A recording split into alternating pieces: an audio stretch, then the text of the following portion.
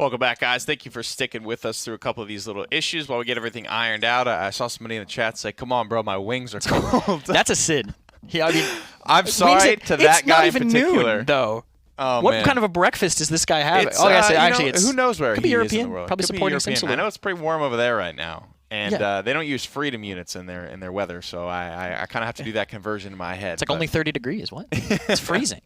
That's why their wings are so cold. I think I saw 39 or 40 degrees Celsius, which sounds pretty warm. Sounds pretty warm, guys. It's not freedom units, but I know that that's hot. And I know you guys are ready for this hot action here in the PPL. We're just about ready to get into game here between Ninjas in Pyjamas and the Pittsburgh Knights. Again, a lot of big roster changes for the Pittsburgh Knights. Substitute player for NIP. If there was ever a time to take NIP down, I feel like this would be it. The Knights' first game of Split 1 as well. Took 2 maps off of NIP at full strength as well, so now they're not at full strength. And PK have allegedly made some improvements to the roster since then. You said it all comes down to how well they've meshed. How well can a team really mesh this quickly? I mean, one of the big things about esports and like roster changes is there's a honeymoon phase that happens a lot. And that honeymoon phase, sometimes it can be long, it can be short, it can never happen. You could just be like, all right, this guy does not work. Like, we just suck from the get-go. Yeah, like that's when you're like, oh, we should not assign a single thing. But the honeymoon phase can be any, varying degrees of severity. And I think it can be good for them if this is, from what I've heard, I think things have been going pretty well for them in terms of getting used to everybody. I mean, they just got in, so they've been scrimming online for a little while. They only got in, I think, on Tuesday. They've had lots of practice with, in that interview, Ricardo said they've been practicing things that, they aren't comfortable with, new things. They want to sort of reinvent this team. And Bird just entering his zen-like state. He's going to start floating. His chair's actually going to start lifting off the ground pretty shortly. But actually, a team that's willing to practice stuff they're not good at is a team that really wants to win. If you're willing to not just win scrims, if you're willing to just push to improve on scrims, that's kind of a long game kind of thing. But they're really hoping they have a short game improvement coming in here. For sure. And it's worth noting, it was a decent break. And I think a lot of teams took a break during that time. They, they went on vacation. They weren't really practicing. They weren't really scrimming. I know NIP was saying, we're a little rusty here. We got to knock off some of this rust off the joints, get this machine moving back like the well-oiled one. If you just missed the bands, though, those were below. We saw some of the more standard ones, at least for NIP. You said Splitstone is one of their standard bands or one of their perma bands. How does a map become your perma band? You play it a couple times in scrims, you lose it 4 times in a row, and you're like, nope. Never again. That's it. I've blacklisted it. You do your stats. Brightmarsh coming in, I believe, NIP's pick, I want to say. Yeah, because they're on the left side. Because they were, they're a higher seed, I think, in this matchup in general. Usually the higher seed will get the first pick, and then I think when these teams face each other again, I believe the Knights will just automatically grab the first pick. Khan is the first ban. Atlas, Ash. Triple off tank. I think Ash had a phenomenal MSI performance, actually, to the point where I would be surprised if she's not getting banned or picked at a much higher priority. Torvald is still going to be top of the food chain, it appears. NIP do very, very well with this combination. Yes. But what is that combination? I think we saw a lot of Leon with this Torvald. Do you expect that again? On Brightmarsh, probably. It could be something. They could also pull out the Zen even with it. I mean, Knights clearly know they don't want to play against Tenner's Leon pocketed Torv, so they're going to try to take that away right away. And grab the Inara, too. Interesting that they don't go for an off tank. But I guess that they think that NIP wants. Well, there's so many of them. There's 4 banned. That's why. That's what I'm saying. I guess they think they man. might have a chance to get it later because Torv will fill that spot for NIP. NIP. There comes a point where you're just saying, all the good ones are banned. Let's just build a different strategy, I think, around it at that point. Maybe we'll get a Ruckus. Maybe we'll get a Nando. I don't even care at this point. Just get me a Leon.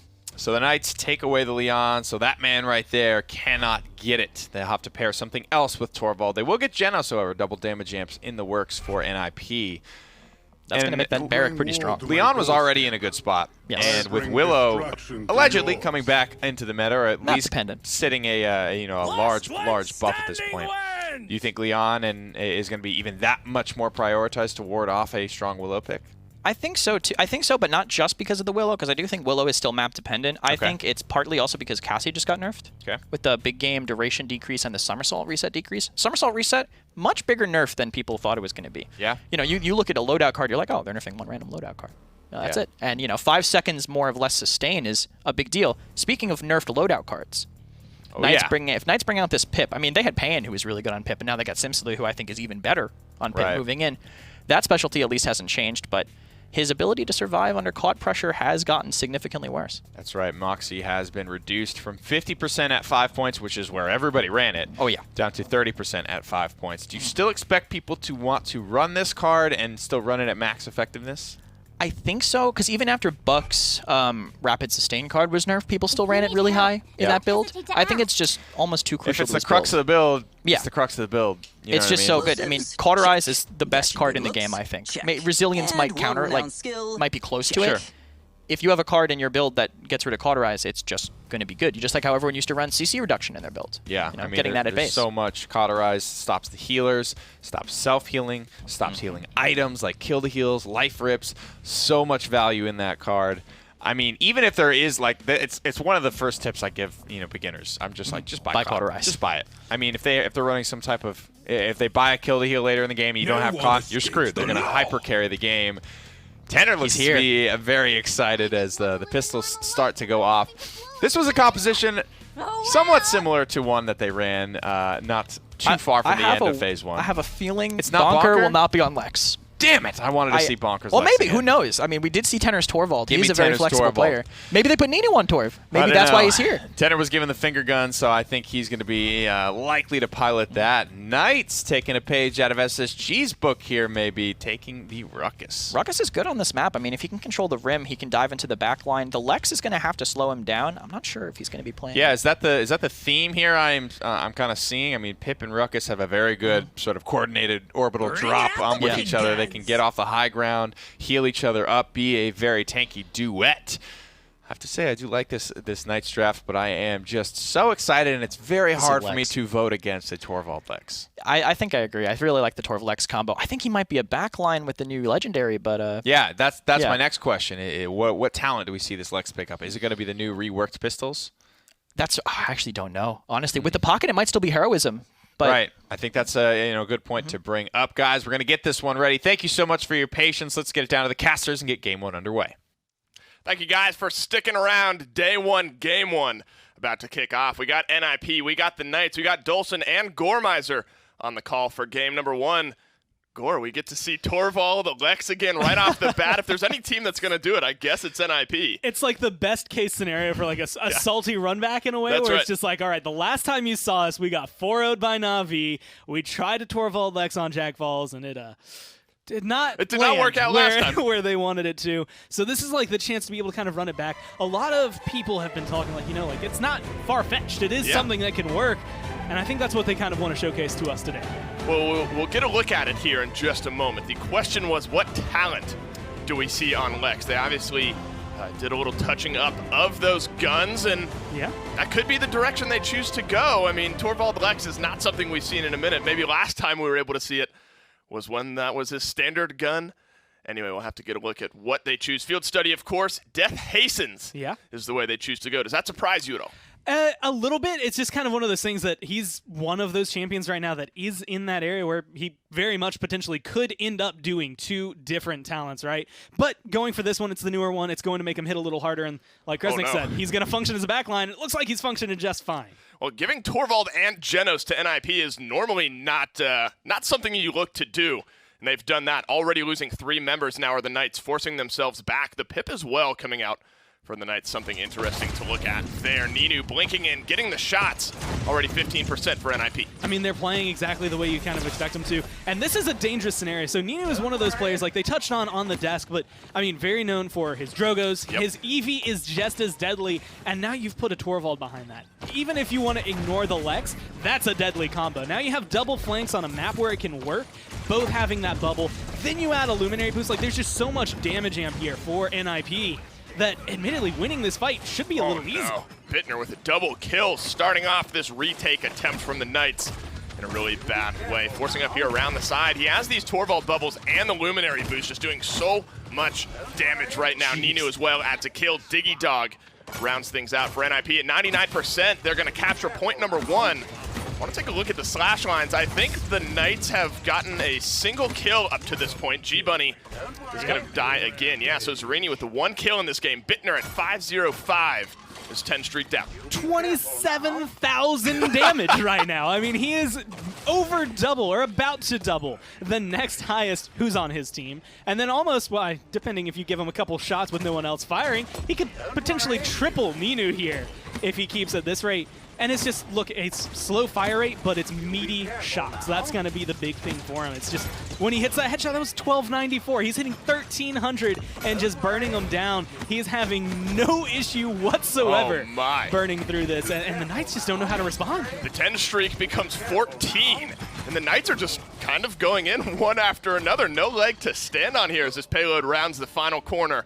Only the Ruckus up on the high ground. Remember, unless you have mobility, like maybe a Pip would, you cannot drop down. You won't be able to get back up. So this is do or die fight here. Simsalou has the evil mojo that could even things out. Now, I normally would just ignore Torvald's ult on this map unless it was crucial, but this is actually one of the areas for Bonker where as he's charging that up, this is where it can become lethal. This is where it can become very crucial for him. So looking at Bonker, well, now as he goes down, charging that up potentially in the next minute, being able to use that to help close this round out. Finally. Just a breath of fresh air, I think, for the Knights being able to force the NIP roster back in any sort of capacity. Ricotta's going to be the one to find that kill there. Good firing position for the Leon. Obviously, the new skin. Beautiful looking skin there on the Leon. This is a spot where I think the Knights will look to have a good hand on defense. I mean, this is where you look for a Leon, maybe a Pip firing from the high ground to be able to hold their own. Honestly, this is where you need to sink your talons in, right, and kind of get going to that point where you need to bounce back. You need this to go 1-1 if you're Knights, because, I mean, yeah, you're a new roster. You can fall under that umbrella if you want to as an excuse if you lose, but, like, you want this to be a good showing against an IP. You want to be able to hold up, and they're running the show. Like, you need something. You need to be able to hold on and, again, just sink your talons in to stall out as long as you can. Well, let's get a 12-streak Bird and a 20-streak Bittner to top things off as well. That kind of speaks for itself. I don't think there's any more that needs to be said. The Hyper Beam does come through. Diggy Dog with a double kill is all they need to wrap this one up. 2-0 for NIP. The Knights with a little bit of a fight back there on that second chance defense. Didn't last very long. So, gonna throw it out there. Compared to Week 13, where Bonker is playing Lex and Bittner was on Torvald, I was gonna say, this is... I definitely like the other way around. This is the play that I think this composition deserves. Yeah, this is, if you were going to run it back in game one, this is the only way to do it. 11, 0, and 10, 60,000 damage. The next highest is 33. Even if you round it up, it's 34. He is almost double, still the next highest, and the next two on the list are on his team. He is going to be rolling in credits, as you can see, now that he's been able to get a Cauterize 3 and a Wrecker 1. And he's just set himself up. Unfortunately, now you're looking to play into the Evil Mojo, the Seismic Crash. Like, there's a couple of things the Knights have, but the biggest thing they're going to have to do is deal with Lex early. They burned a lot, the Knights did, trying to hold that off. A couple big ultimates as well. The execute in onto Zarini, no more, and Nara for this one. Cuss Cutie as well, no frontline, no healing. NIP are just running the gauntlet right now, and the Knights have no legs to stand on. I mean, they chose Bright Marsh for a reason. It seems like they have this map down locked. Like, Knights, not only nowhere near the point, they're almost getting locked in their base here. You can see NIP playing with a little bit of caution. They know that the Knights can bite back, but you don't have to get aggressive. You can just dismount them all right here, and then they don't have enough time to close out this 40%. They have comeback mechanic here for the Knights, but they're not able to utilize it. Well, they use the Illusory Rift to give themselves a little bit of staying power here. Find Bird and Diggy Dog. Bittner's going to finally get cleaned up. First death of the game in the form of a triple kill from Simsalou. Welcome back into the league in a big way, but that's only the first part of what they need. They do have fast cap, so a good zone will maybe get them point number one. And they haven't used any ults yet. That's the biggest thing. They came into this with the Evil Mojo and the Seismic Crash, and they still have them. They haven't used them. They still have that potential to find a couple more kills, be able to get rid of Bittner almost instantly. Going from a very rough round to now 4 and 6 here for Simsy, that triple kill is exactly what they need. Bittner needs to stay alive. The Hexafire from the low ground. G-Bunny's not going to find any kills, but there's the Evil Mojo. Isn't able to find anyone. Diggy Dog does get caught out. The Snipe does not find anyone either, but Bittner, he's still alive. He's in the back line. Enlightenment rips through. That's going to deal with the Lex. Ninu on the backside as well, blinking in, finding a kill onto Ricotta. And NIP, despite being down, they are not out. and they're poised for point number 3. 96-99, but unfortunately Zarini's gone. The support's about to get taken down behind him. You have people who can touch down, but they are not healthy enough to hold on. And those Torvald bubbles are just so good. Bonker with unlimited uptime in that last fight. Bittner went down, but Ninu was still alive. He's now the one on an 18 streak.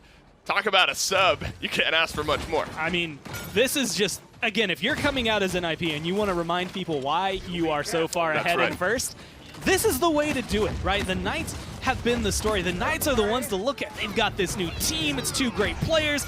And they pull out Alex and make you look like you don't know what you're doing anymore. They are coming through right now. Bittner trying to rebuild his streak, and they're just finding kill after kill. Well, he's not going to have a lot of time to do it if this one continues this way. Everyone down on the Knights, only Simsalou back up in spawn. This is getting dangerously close. About 1 minute and 45 seconds left. I'm not sure NIP will need that. It all comes down to who can find the picks here. Hyper Beam will buy some space. Ice Storm as well onto the high ground could be dangerous, and the Knights have nothing to defend with. I mean, Zarini has just been bullied. Like, this is, I've seen this angle like 3 or 4 times this game. Where it's just Ninu. He's not even doing Eevee things. He's just a turret right now inside this window. Who needs mobility? And he's burning them down. Who needs mobility if you're just going to stand there? There's the Ice Storm, and Cuss Cutie. He's taking way too much damage. Rakata's able to pull one back, but a double kill from Bittner might just end this game. He's back to a 6 streak, 22 streak, make it 23 for Ninu. It's all down to Simsalou, but he's not going to have any time. NIP, that's a convincing game number 1. Right foot forward, that's the best way to start it out, and I just cannot underline anymore how much damage Lex was doing. The fact that Ninu not only got a comfort pick, but was able to go on a 21-22 streak there at the very end. Like, Bright Marsh was almost fully in control, literally from second 0 in that game. The Knights probably going back to the drawing board in terms of their draft. Yeah, but Gore, I mean, it's a new split, but I feel like rule number 1 should still be the same. Don't give Torvald to NIP. Don't give him as well as Genos over to NIP. It was a lull of false security because, like, they, what was it, Penta, Simsy did let them have it a couple of times during MSI. So they were like, I mean, we dealt with it then. Maybe we can deal with it now. No. They did not deal with it now. Ban the Torvald. I'm excited to see. Ban the Torvald. I'm excited to see what the damage stats ended up being. He was on pace for 120,000 damage in a sub 10-minute game. So I'm excited to see it. But to find out what those stats were, let's send it back to the desk. Thank you, gentlemen. Great cast down there. Bright Marsh is in the books very quickly, like Dave mentioned, sub 10 minutes. We had some new characters see the light of day. Lex for the first time, sort of looking very, very good, like he might be a very prominent fixture in this meta. They did mention double damage amp. Yeah. Do you need double damage amp to make that character as viable as we just saw? I think you usually want one in your comp anyway, just to have more flexibility in what you can pick. Yeah. But I think he can play. I think he can play without the double damage. I mean, just the headshot burst, even without it, is almost 1,000 if you're at close range. The biggest thing is that it gives him more fall off, so he can play a little bit more flexibly and kind of be able to play a little further away instead of going close, which is going to be a weakness with the new legendary. For sure, and there is, some room to cover up the weaknesses of flankers, getting up there, get in the weeds with Torvald bubbles. You can stay alive a little bit longer. One thing that I saw was a couple of 1294 headshots when both of those damage amps aligned, and Lex cracked one home onto Inara. I mean, that's feeling it for sure. Zarini is probably not used to playing against that level of DPS. And another really good thing that the catchers actually mentioned was that Ninu was on a comfort pick there. Yes. Not only was Ninu on a comfort pick, this is a very, very similar style to what Sour Team play, where they just they pocket everything onto Perdo, and Ninu's like on like a Zinner and Eevee just looking after himself. Trying to play with as few resources as possible. Being able to do that is good. I mean, that's how you enable hyper carries. Sometimes that happens. Sometimes that's how it is. You go all in on one. I mean, VP do it. They go all in on Fasheko in some of their drafts. Sometimes you just have to be that guy that's being that role player, filling the shoes. Alex, or excuse me, not Alex, is Ninu today. The spirit of Alex is here, though. He's done a great job, I think, in the spirit of Alex. Tenor needs to get these pockets sometimes.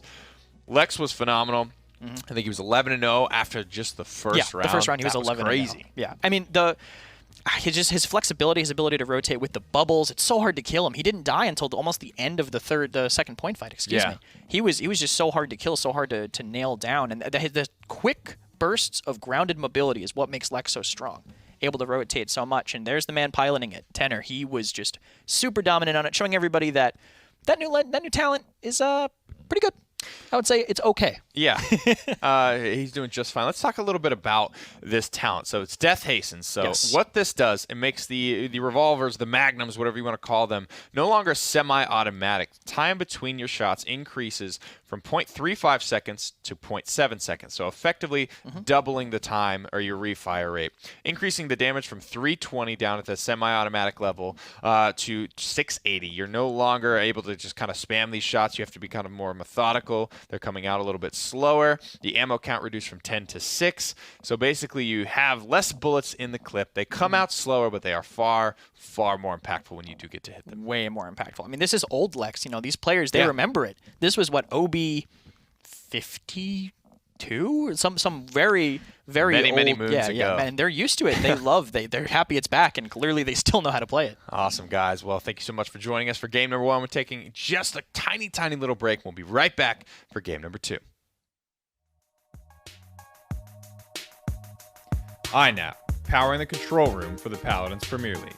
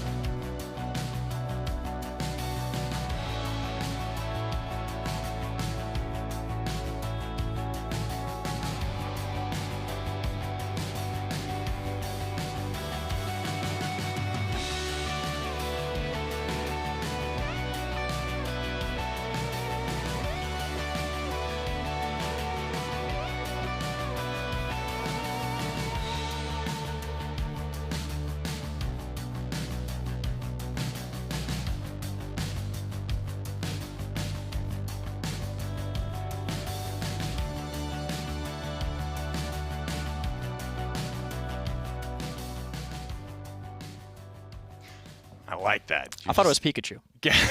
I was so convinced. It's Cuss Cutie. No!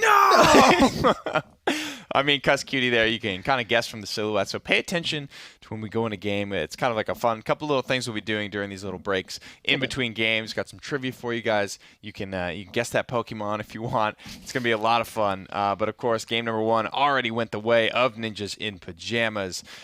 What does this do to your mental state if you're PK? Is this not going the way you planned? Are you keeping a level head until you get to at least see what happens on your map pick? I mean, they mentioned before that they were practicing stuff they weren't as comfortable with, right? I don't think that was a super uncomfortable draft for them, but still, you know, they're probably not out of the not uncomfortable with losing that game, going, all right, we're going to our pick now. They'll pick Warder's Gate, which is a map that Nip actually banned almost every single set in the first season and avoided banning this time. They banned Ascension Peak instead.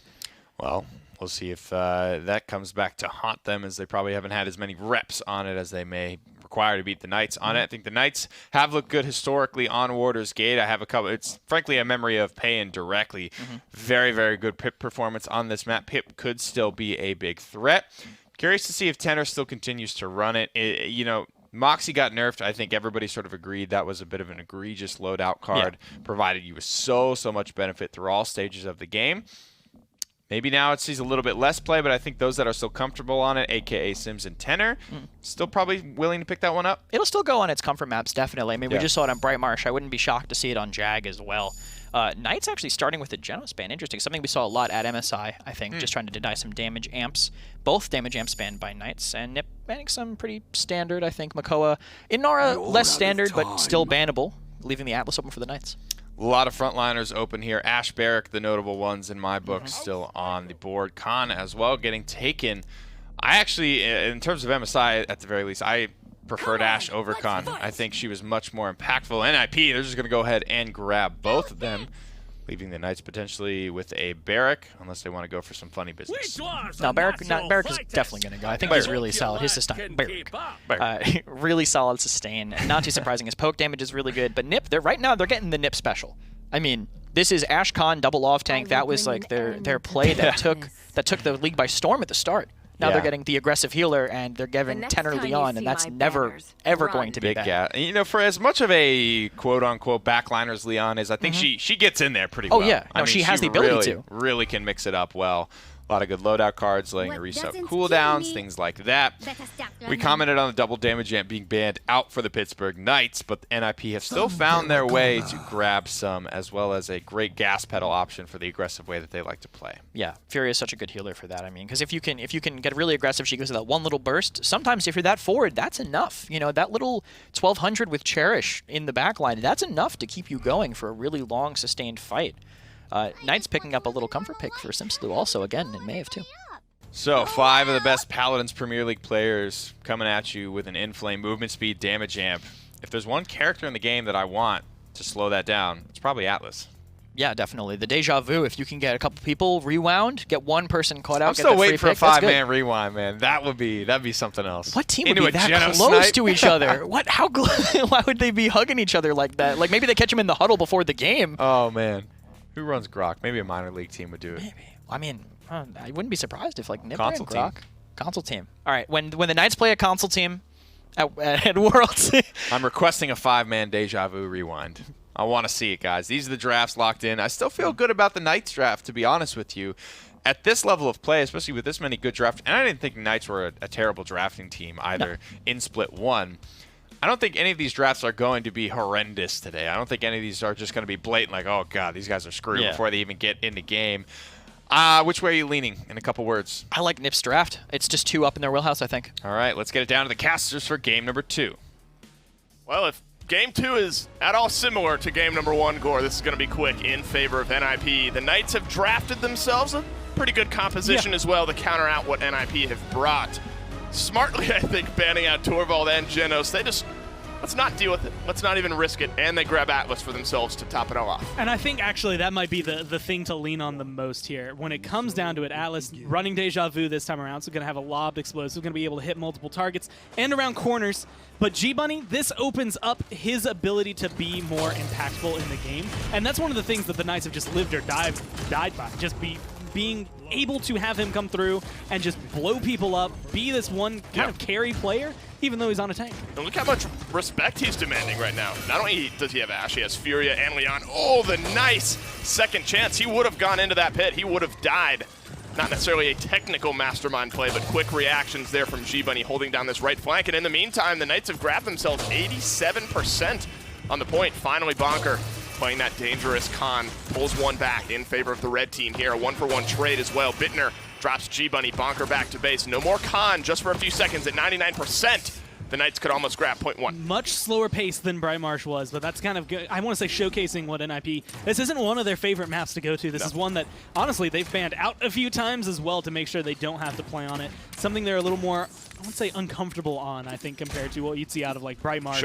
Whereas the Knights seem to have a very solid grasp. 99% for them, but they lost a lot of the pressure they had. Like now G-Bunny has to open that door, and that's actually a really good kill on the Diggy to open this back up. That's important. They have no control on this map, and now a 4v5 trying to retake this point. 87% is where NIP stands. The next team fight likely decides this one. The disengage onto Bonker, but he dashes back in only to his death. Rakata and Simsaloo, the new duo, combining for a couple of kills. G-Bunny adds number 3, and Pittsburgh Knights gets their first point of the set. And now Diggy's kind of left all alone. They could actually, if they find the right angle, stagger him out pretty ridiculously for NIP and make it a lot easier to get around this first corner. This is one of those maps that, you know, typically like an archway is going to be a built-in choke point when it comes down to it. Like where you see G-Bunny standing, this is the first place where you get stalled. There's so many entrances for NIP, so many angles for them to play at, that it's very difficult to keep the payload going after that. And so you want to be able to break that as soon as possible. You need to keep those kills up, but Ninu is causing a lot of trouble for the backline. Or they're going to hit the Inflame, get a kill off of it, not too much afterwards, but they really just, I think, want to stall out his payload kind of where it sits, too much further forward. Oh, up into the crystal, gets feared away. Oh, not enough. Bonker gets feared off the side of the map. A double kill as well is going to keep things stalled out. NIP down to only 1 member. It's down to Diggy Dog. Payload's getting dangerously close. This is a different Knights from what we saw in game number 1. Honestly, I'm going to need a stat tracker for how many times Diggy uses that Ashe tech to save his life. So if you're unaware, whenever you're Ashe, if you dash, it immediately pulls you to the ground. It gives you like 3,000% gravity, essentially. Like you just drop instantly. And so many times he's gone almost knocked off the map or thrown off the map in one way or another and been able to hit it just in time to stay on. And it's just those moments where he's the only one who's done it so consistently that it's keeping him alive. Unfortunately, it doesn't change much for his life there, but it buys him a little bit more stall time. I look at G-Bunny as well. I mean, one of the more quiet off-tank frontliners in the league, but certainly dangerous, especially when you give him somebody like the Atlas. And look at this, he's just controlling the backline. He's demanding even more respect than he was at the beginning of the game. The payload is contested just a few inches away. G-Bunny with a second chance gets himself out. The Exiles could be big here as well. Ninu, though, just bites off a little bit too much. G-Bunny does. The first kill goes away of Ninu, but Rakata's trying to answer back. And that's going to be 2 solid kills. Honestly, Rakata on Cassie is incredibly deadly, but not quite as deadly as what we've seen out of Simsalou on Maeve. Yep. This is looking to go in. All he needs is 2 kills, and it's just 1-2. You don't need everyone when you have Simsalou and Zarini, the dynamic duo, getting added to the Knights lineup. Combined for 3 kills there at the end of the game to push that one in. And it's kind of a reverse of what we saw in Brightmarsh score. And I'm also going to have to say, just not to throw them under the bus, but if that's Payan to Throner, you don't get that result, right? Sure. Somebody slips up, somebody falls down, or maybe you don't get both kills at the same time. Like, it doesn't go in the same way. Maybe you still find the 2-0, but that's the thing these players are going to be bringing. That's the difference that it makes for the Knights, is having that, again, very consistent play that you're guaranteed to have. Something that's going to say, you know what, we might be 7th place, but we can be 6th, we can be 5th. If it weren't for the fact that we were in a pretty deep 3-11 hole, we could be 4th, 3rd, 2nd. Right. Like, you can compete with these teams, and I think this 2-0 is a good showcase for it. I mean, at 5-1, 5-2, Rakata and Simsalou, the overpower to start off here. Looks like he actually ended up missing it, so no good there from Bonker, wide right. And Rakata as well. I mean, I talk about quiet playmakers as Inflame rips through from NIP. Down comes the assert dominance. Diggy Dog's just trying to buy himself some time. That was an interesting dodge roll. That was very close to tumbling him down off to the side of the map, but he stays alive. And just trying to do whatever he can. Again, G-Bunny's over here commanding the attention of at least the Ashe, if not 2 or 3 more. Yes, you get the kill, but is it worth everybody that's dropping? That's 2 kills so far down on the side of NIP. Bonker and Diggy both incredibly low. Zarini, Simsalou, Rakata, all 3 of them have kills on this retake from NIP, but it's not going to happen. And Fast Cap only gets them to 42% gore, 66% for the Knights. They're zoning out for maybe 0.3. We could potentially be seeing back-to-back 4-0s. And honestly, I like just everything they're doing. Everything in their power. I like the fact that they've gone for the Barrack over the Anora. I love what it's doing in enabling Zarini here. And Rakata is just playing out of his mind right now. See, Ninu, Bittner, both caught out on the back line. A triple kill for Rakata. Don't forget about him. He's the tried and true direct damage dealer for this team. Adds his 4th kill in this one. Could it be the unofficial 5? Doesn't get it. Cuss Cutie takes it away. They won't mind, though, because they have point number 3. I mean, it's just solid control. And this is the thing about Rakata, right? When he is locked in, he is one of the best aimers in the game. You can put him up there with Rock Monkey, right? But when he was, at the beginning of the first split, having to kind of get used to being a captain, being a shot caller, and play at that level, you could see it suffering. Now he's gotten very, very comfortable, and it's probably the most deadly thing that could happen for the Knights. I think change is good in this case. Inflame, though, from NIP is going to allow Bittner with a triple kill. He answers back that of the Cassie on the opposite side. Make it a quadra, make it a penta! Bittner does it! 5 up, 5 down. The Leon stalls him out on defense. I don't even know what to add to that. He just does what he has been doing on Leon at MSI and the end of the split, and just attacking on to start the split off once again. Was that the first penta of PPL? I think for this year. I honestly think so. Like, it's definitely been close. There might have been one in split 1. It's hard to remember through 13. Who else is going to do it but Bittner, I guess. But Bittner, I mean, he's just blowing him out of the water. 7, 5, and 4, very close to surpassing Rakata, who is 10, 3, and 6 in terms of damage. That's just going to showcase, again, how much poke that these guys get out. Ooh, nice. And when you are locked in, it's just the biggest difference maker. Finally taken down. The payload's starting to roll again here for the Knights. They're looking for a 4-0. Bittner just saved them some time. Right, just bought a little bit of time. I mean, it's a flashy play. It's huge. Big pentakill, first maybe of this PPL season. I believe it is. But the Knights still rounding this corner. They have to defend right now, NIP. If this goes through, you just 4-0'd the Knights and then get 4-0'd by the Knights potentially if this one is allowed to go in. The Dread Serpent as well, maybe buying some space as this payload inches ever closer. And you see that a lot. The Dread Serpent doesn't always have to fear into a big team fight. You just get him away from the payload. And sometimes you can do what you did to Bonker last time, where it's just like, cool, someone knocked you up or the jet knocked you up and we pushed you out. Like, it's just, sometimes you want an isolated kill, sometimes you just want to push them away. And coming up around this corner when everyone's grouped up for an IP, you're looking at something that could be incredibly big. A lockdown onto Bonker once again. If they're able to kill him, this is absolutely huge. The rewind right into the dome shield. Bonker's not long for this world. G-Bunny's still alive. Too much health. Ninu, though, is able to answer one back. Bittner from the high ground. That's where you want your Leon to be. But Ricotta calls him on it. A double kill. They're trading back. Whether it's the Leon, whether it's the Cassie, one of the two of them is coming up big. 8 seconds left, and overtime's going to start. You need one more good shot. Bird flanks around and gets rid of Ricotta, but Bird was the only one dancing around. The two tanks are doing everything they can to try and keep this rolling forward. The Exiles not just enough, ends up getting traded out. Bittner, Bird are all combining for some kills right now. It's all potentially down to Simsalou if he's agile enough, maybe adding some kills. It's not going to happen, and it looks like NIP are going to stall this one out. Now this is a dangerous scenario. 3-1 is one of those scores where before, and for a lot of teams, you can be like, okay, you close it out here, whatever, like no sweat, just go win the point fight. Come back mechanic for an IP. Again, very, very scary sentence to have in that order, in that combo. But you're also looking at the fact that 3-1 at MSI was one of the most blown leads in a game that we had seen. I think Envy, unfortunately, had to throw them under the bus because they're the first ones that come to mind, lost 3 games when they had that 3-1 lead. The same thing comes in. The Knights have to be incredibly careful. They have to continue playing at the level they did during that last point fight. Because now Bittner's locked in. Bittner is playing at a different level than he has been these last couple point fights, and so he's going to be a significantly higher threat.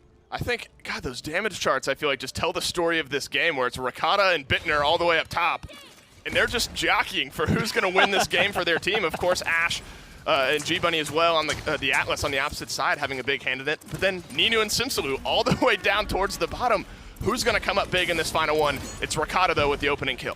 And it's these moments. It depends on who the side damage is going to be able to target out and kind of zone away. Simsalou Zarini making sure to be able to lock down Bittner, so that lets Ricotta just have free reign and free control. They're so staggered, Gore. If they get Bird as well, he's going to be down for another 10 seconds, already at 75%.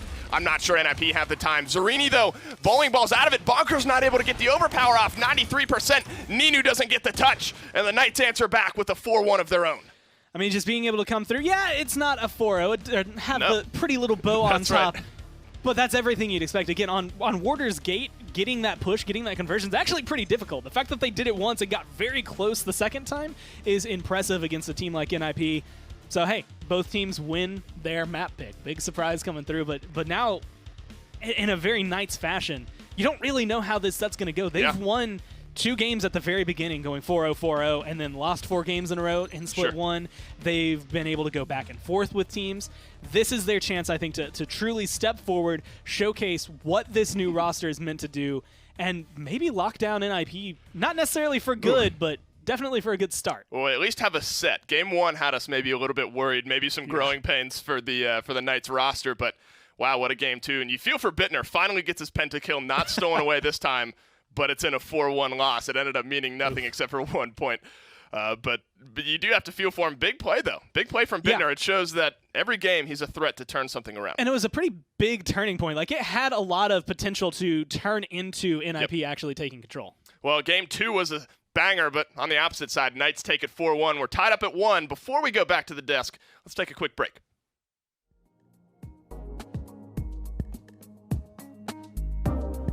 Alienware, the official PC provider of the Paladins Premier League.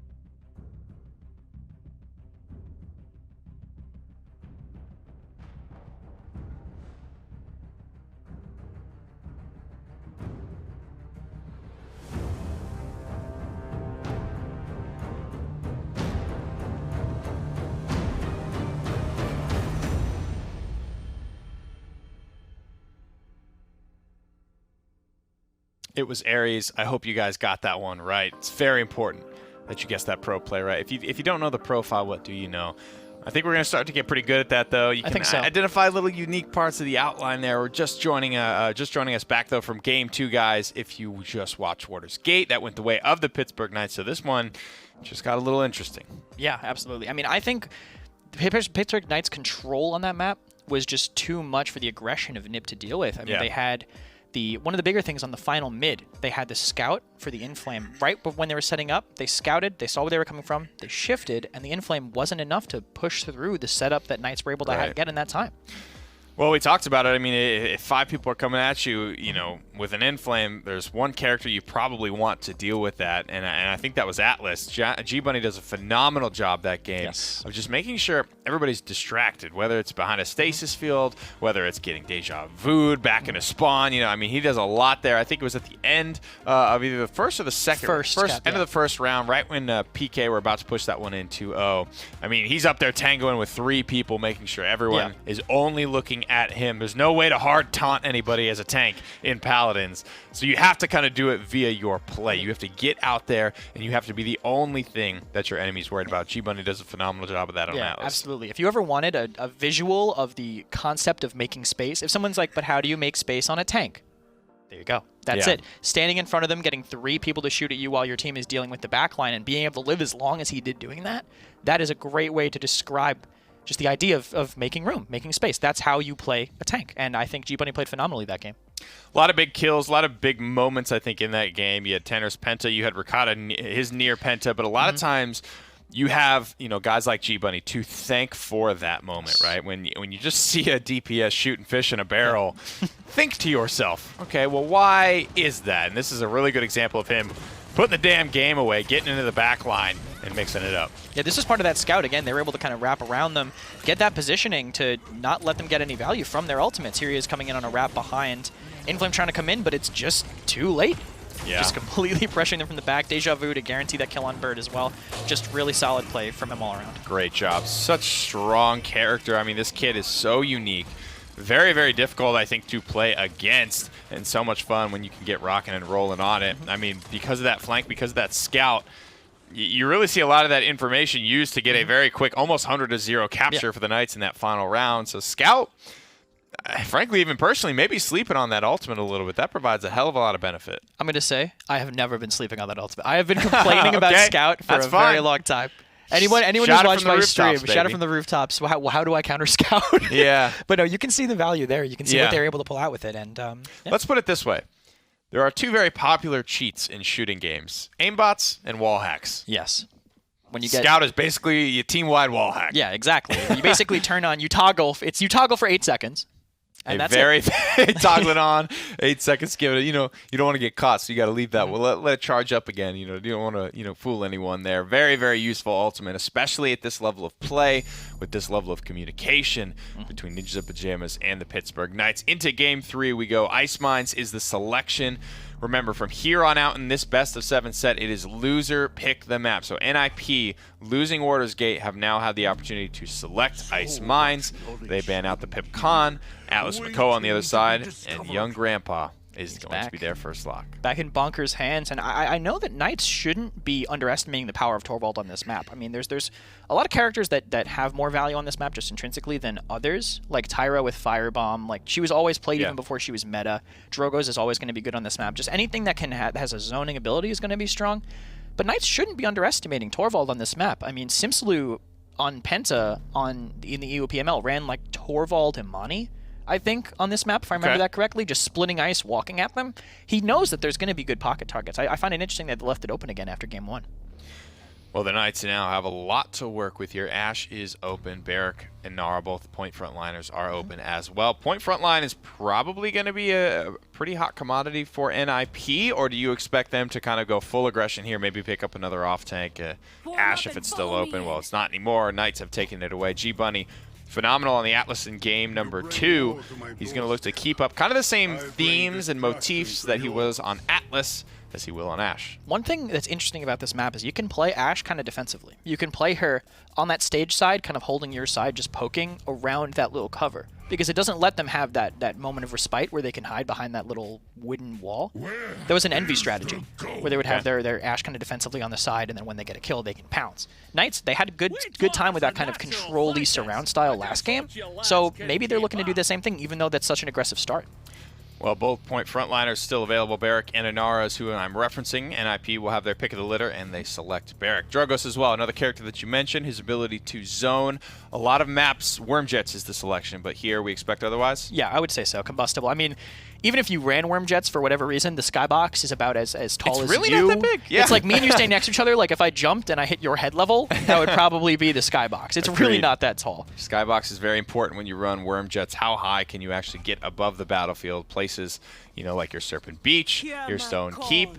It's not Torvald Imani, but Imani will still poke her head out. The Knights have selected it, as well as Willow. Kresnik, you're rubbing your hands together. You're excited for this. I'm excited for this. Willow has been a mainstay in the meta in times past, but it's been a while since we've seen her. Yeah, after the hit to Nightshade, she got really taken down. I mean, that burst damage going away was big, but Ice Mines has been a map where she's always going to be good. I mean, we're talking about zoning abilities. Every single cooldown other than her movement is basically a zoning ability. Her left click is a zoning ability. You know? It definitely is, and given how it was changed, are we seeing Blast Flower? Whenever we see Willow, are we seeing Blast Flower nowadays? I think so. Okay. I don't think you'd get enough. Maybe they have some score and pocket strat I don't know about. If there's any map it's going to work on, it'd be this one, but as of now. Torvald Lex is back for NIP. More damage amp via Furia, not Genos this time. I want to quickly hit on the changes to Willow before we get into game. So one of the major things is her main attack, the fall off, aka the least amount of damage you could do, used to be 30% of full damage. Now it's 40% of full damage. Also, a lot of quality of life things to your ultimate. You can turn a lot quicker, from what I understand. You can cancel this bad boy. All kinds of great stuff for Willow. Flutter range has been increased. The flutter range is the biggest thing. Okay. You just eat yourself across the map. Really? You can go so far, way further than you think, because you have the little glide after. You can go so far. Awesome. So a lot of big things coming for Willow, or that have been adjusted since she was last kind of seen. It's going to be a different style. I think Kresnik has given his stamp of approval onto the Blast Flower talent. Evan is going to be shouting for joy, I'm sure, over in Los Angeles. This was his favorite talent when he played a lot of that Willow. Both these drafts locked in. Both these drafts frankly looking pretty good. I'm curious to see both of them in action. I'm actually leaning a little bit personally towards the Knights on this one. If they can deal with that Lex, then I think so. But that's a hard, it's a hard mountain to climb. That's a hard if. Yeah. And it's one of the things that I wanted, I kind of wanted to know about Willow coming back in. Would those hit scan threats, the Andros, the Lexes, the Leons be a big part? I'm excited. Both these drafts looked amazing. Let's get into it, guys. Game number 3. Game number 3 and Ice Mines. Gore and I, we've been able to take a little bit of a break. 4-0 to start off the day. 4-1 right after it. Ice Mines maybe bodes to a bit of a longer game, but with these two teams now, I really just don't know. Not only that, but, I mean, if I'm going to get a longer game, give me Lex, give me Imani, give me Willow, right? Like, give me this. I missed the PPL so much, and I missed Imani. I love Imani. Yep. But I truly missed Willow. Why do you Willow think was one of my favorites to watch when she Sure. was big in the meta. About a year ago now, actually. Well, some tweaks bring her back maybe into the meta. I know a lot of people have been saying that she's certainly good. Take a look at her loadout down there. Anything jump out at you, Gore? I mean, when it comes down to it, Flora being run maybe a little bit higher than I used to see it. It used to be very much just believe. And I'm actually seeing a little bit of difference. Sprightly being run a little higher, but that's just because Flutter has become, I think, a little bit more impactful for this. Going a little further, being able to kind of control it. And, I mean, really, when it comes down to it, her cards, they're nice. They're helpful. You're looking at the anti-heal that she brings more than anything. It's going to be very, very tough for, I'm assuming, Bonker there. Actually, it's going to be Diggy on the Barret, who's going to have a little bit more trouble, I think, being able to kind of sustain through his life as he would normally. Simsula needs to sustain through a nice salvo there from the Drogo. 72% for NIP. No kills just as of yet, but Bittner could get aggressive. Game 1. He shredded the Knights on this Lex pick, had the Torvald back game as well. Ninu, though, he's going to be the one to find the first kill on Tezarini at 96%. Can't see a world where the Knights are able to get back. And only one kill to their name, Gore. NIPF point number 1. Sometimes it's all you need. That's all you need. Honestly, that is very similar to how NIP were winning Brightmarsh, just on, again, a larger scale, I guess, overall, right? A small scale on Brightmarsh, very small map. yeah, you turn that 1 kill into 5 kills very easily. Here, it's just, can we pick off Zarini? Once we pick off Zarini, who's going to come in and fight? Like, I mean, Ashe didn't have the health bar to. None of the carries can. They don't have the healing behind them to make a Nara function, I think, as well as they want to. And that's going to be one of the biggest things. Part of the reason that we've seen maybe like Fernando kind of come in instead of a Nara in that scenario is just because the healing extra that you're going to get from your talent. It's a good execute as well up on the high ground. All 3 kills in favor of NIP right now. Knights yet to get on the board up to this point in this game. Ninu honestly has had a big role in both of the NIP wins up to this point. 2-0-2, or I should say, the 1 NIP win and then this first point here. We talked about, you know, maybe the sub makes a big difference, but Ninu's proven that he can play with the best. Well, I mean, when you're looking at it too, Ninu has gotten everything that he's been comfortable on for a while. I mean, the same thing when he played on Virtus Pro in fall of last year, the same things that made us go like, okay, this rookie knows how to play. It's the Drogos, it's the Eevee, it's the blasters he's bringing that just open up the door, whereas Simsalou is kind of slowly getting up there with that Willow, right? You need a little bit more time and something to just absolutely demolish through that Lex. Well, they're standing on the edge here, and the Lex does get demolished. Ninu's able to pull one back, though. Simsalou, a little bit more uptime in this fight than he was on that mid fight. NIP, though, they have 2 kills. The Knights are going to have the respawn advantage. Zarini staying tried and true, forcing NIP back right now. Bonker actually gets walled off. That's a beautiful wall from Zarini there, keeping Bonker staggered out. That's still 38 seconds left. Pretty long map. NIP, you figure, maybe have one more shot at this, but that's a long, slow, lonely walk back for Bonker. And honestly, the biggest thing is the 4 members for NIP can absolutely still siege this on their own. They don't need Bonker, but now you don't have their shields. You don't get that damage. You don't get field study from all of that. It makes it just a little more uncomfortable, I think, for everybody, specifically for Bittner, to maybe push in as hard as he would have before. Last time, that would have been a dash in, a couple of shots, then he would have just gotten out.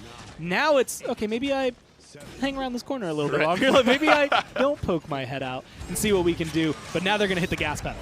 Dragon Punch could start things off. Torvald bubble as well. Simsalou, though, finds Bittner before the fight has even started. The Dragon Punch doesn't connect either. Rakata finds the kill onto Ninu. No more damage for NIP. With overtime starting, a double kill for the Imani. You figure this is it, and you figure the Knights have found themselves a good defense. And just a couple more shots is really all it's going to take. And I kind of like how this is going about. They're just chilling with it. Now they're going to be able to burn down overtime. And again, playing this, I'm looking at the Imani, I'm looking at the Willow, probably the biggest factors for the Knights, both going big in that last round. Yeah, Ninu missing his ult, I think, is probably one of the bigger factors because it kept Zarini in the fight for the entire duration. Because otherwise you end up in this scenario. Zarini actually walls himself into a death trap.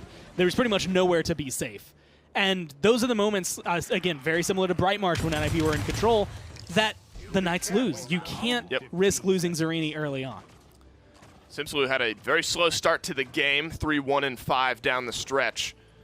Rakata and Simsalou both have record 2s, and that's normally, I guess, where you would expect Ninjas and Pyjamas to start off better. Also, 3 bulldozers for NIP. Yeah, that's what I was knew you about. chuckled, and I knew that's exactly what it was.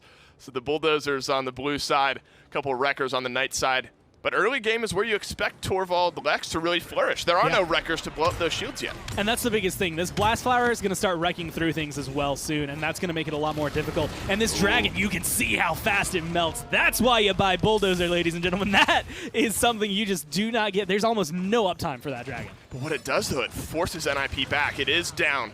Burns a little bit of damage. Assert Dominance gets onto 2. Ninu, though, is trying to pull things back. Cuss Cutie with the double snipe.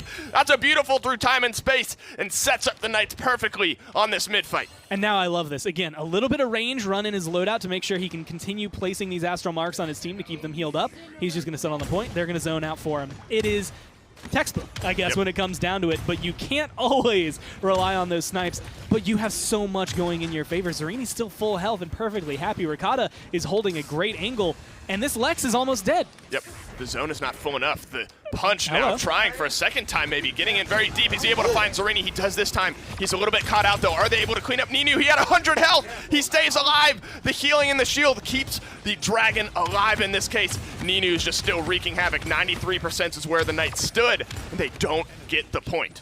I mean, just being able to come through. He gets rid of the tank. He stays alive and continues playing through. The team keeping him up is probably the best thing for them, but Ninu makes a huge saving play to keep the Knights in that one. And now NIP are in control. This is the zone they had to do last time, and they have better tools, I think, and are better equipped to do it because of Bonker's shields. Look at that Simsalute damage, though. One-shotting almost the shields from the Torvald. The ultimate as well is going to come in.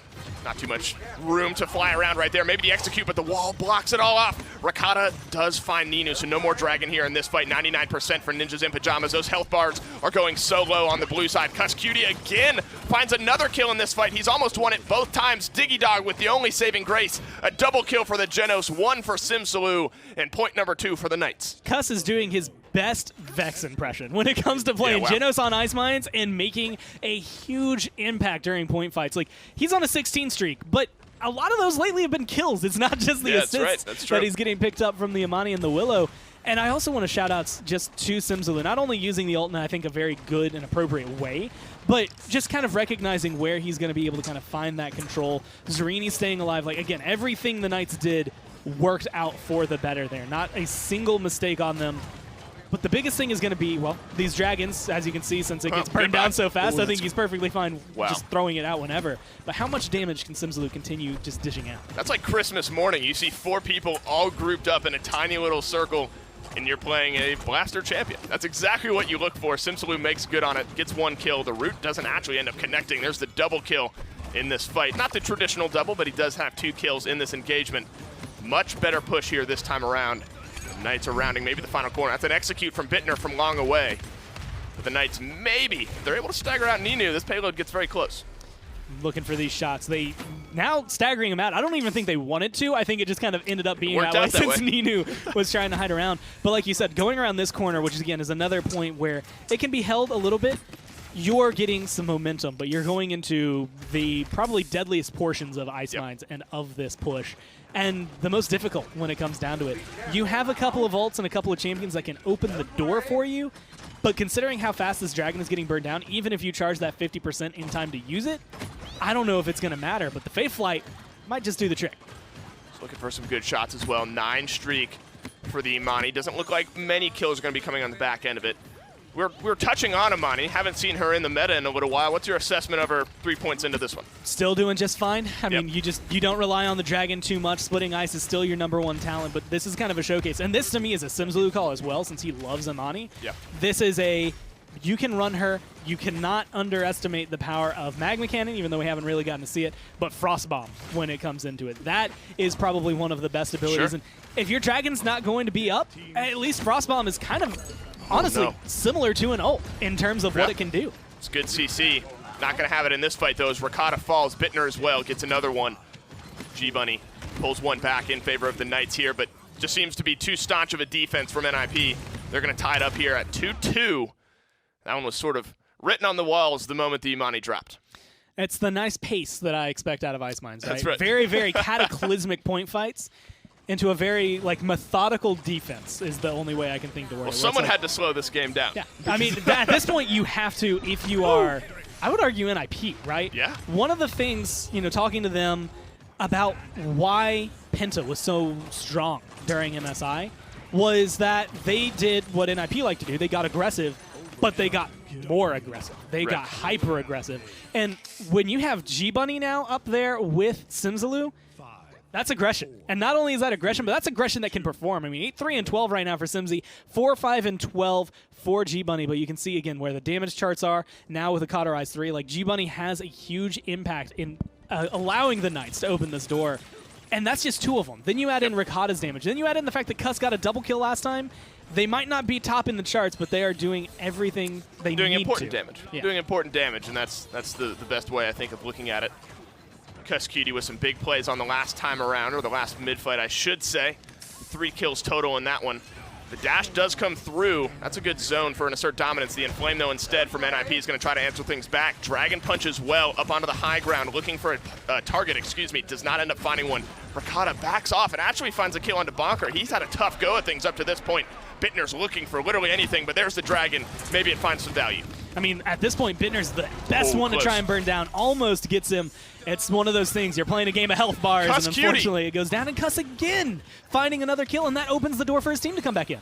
the sniper. You wouldn't expect it, but it's Cuss Cutie this time around. A double kill from Simsalou completes this retake, but 84% is where NIP were able to get, only up to 30% for the Knights. It's a pretty unforgiving map. If you put a good zone onto NIP right now, this could be very hard to get back in, but if the last mid-fight has anything to say about it, they're not down and out yet. I like the stagger onto Diggy. I don't know if I like how far Simsy has to commit to get to it. But it's one of those things you have to balance the health bars. Nice assert dominance to keep control of the high ground and actually zone out. Bittner can't fight in this fight. He can't, and Cuss Cutie again finds the first kill for the Knights. Rakata a double kill now for the Genos. When is this guy gonna stop? He does the healing, he puts the marks, and he's doing the damage and finding the kills. Diggy Dog gets himself back in, but he has no help from the rest of his team. Actually, if he's able to clean up Cuss Cutie, it gets interesting. Doesn't just do it. If they're able to clean up Diggy Dog, this is going to be point number 3 for the Knights. Okay, I saw a thing just coming through. 3-2 now, Knights. And that dragon is the thing I think that's kind of opening the door. Cuss is the one finding a lot of kills, but this is, I think, where the dragon becomes important because you have to look at it as not a lot of uptime. And yes, Cuss is getting the snipes, but that amount of draw for maybe converting this at the very end is probably going to be your best friend, right? Just being able to say, look, 4 of you look at this thing for like 3 seconds and let Simsy just go off or let someone go off. Unfortunately, you want to do that about 50% further than where you are right now, about maybe 25-30% of the push done for the Knights. They're slowly but surely finding their control, but I mean, everything that NIP has is just another tool for success, right? This one is probably the most contested between these two that we've had.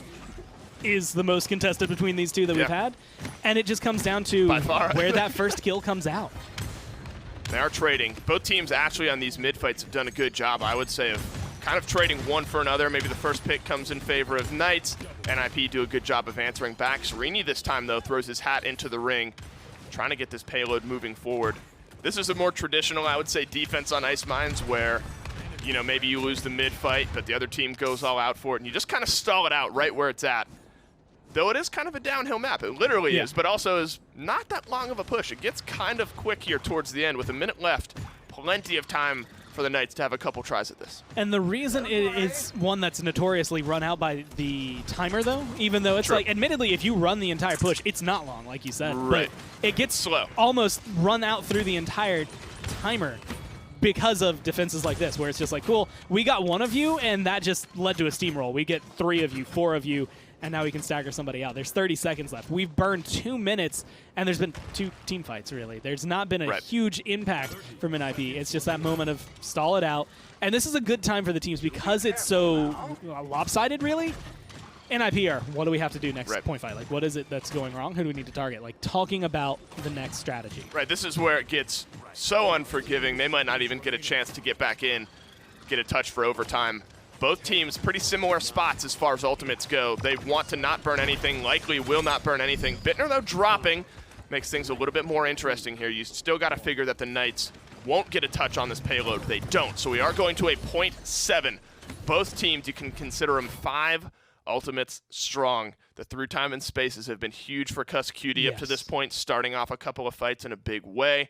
Assert dominance. Both teams with the full array of ultimates to start this one off. If Rakata can get Bittner into an area like he did last time and actually find that kill instead of the dragon going down, or even just get him low to force him out of the fight, I think that can change a lot as well. But a lot of these have been lost at the very beginning by the Knights. Like, I mean, depending on the pressure on Zerini, he's 5-9. I don't think that's telling the full story. It is coming down to the fact that he's getting bullied a lot at the very beginning. Sometimes saved back. 11-3-27 is the stat to look at. 11 kills here for Cuss. Yeah, and if he doesn't get 1, like, I mean, that's 2 point fights they've won because he's gotten 2 or 3 in a row for his team.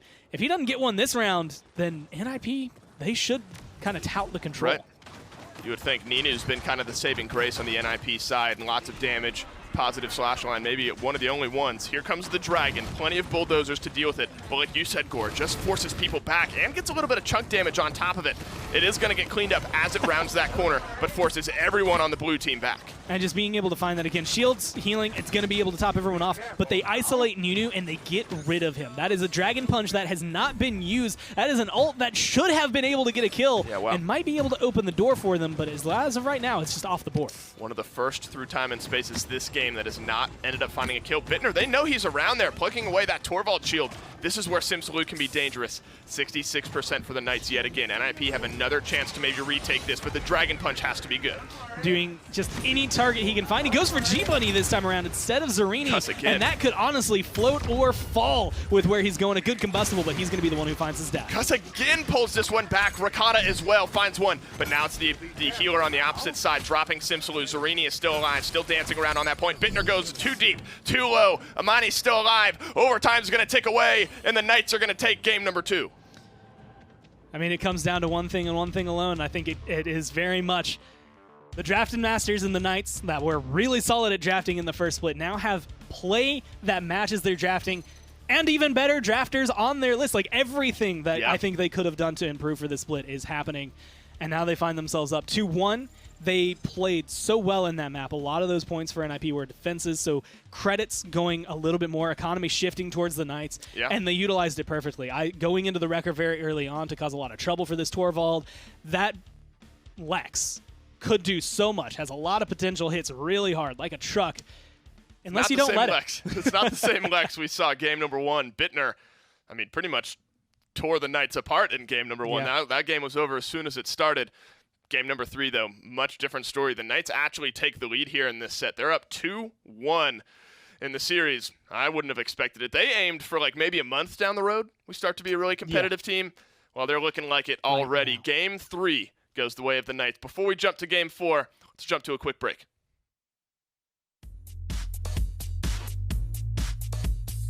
The Paladins Premier League is brought to you by Evil Mojo, developers of Paladins.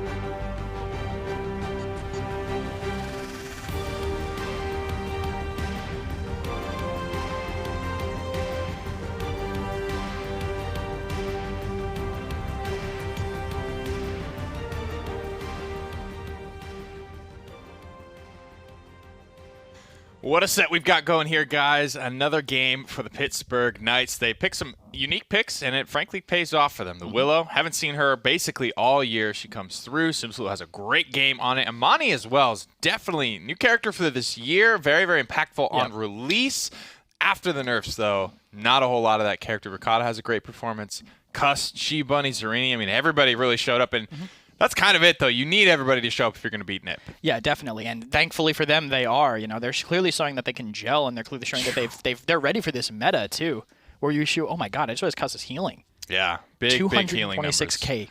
Doubling Bird, essentially, as well as the fact, look at the damage numbers for NIP despite the loss. I mean, that goes to show you that this is a Knights team that knows how to play effectively, right? They might be getting poked out. You know, Cuss is keeping everybody patched up. That's probably, you know, goes hand in hand. Ton of poke damage from NIP and a lot of healing from Cuss Cutie to keep it all together. Yeah, one of the biggest things about, I think, like their composition and the stuff, why they were able to pull it out, even against these damage numbers, was their flexibility on the mids, right? They, one mid, really aggressive Ashe Genos ult, well, you know, assert dominance into the time and space right to start it. Yeah. The next mid, they kind of pull back. They're a little defensive here. I think this might be the, oh no, just a That's blind just ult on good Bird old on point. Cuss That's Cutie. just good Cuss Cutie.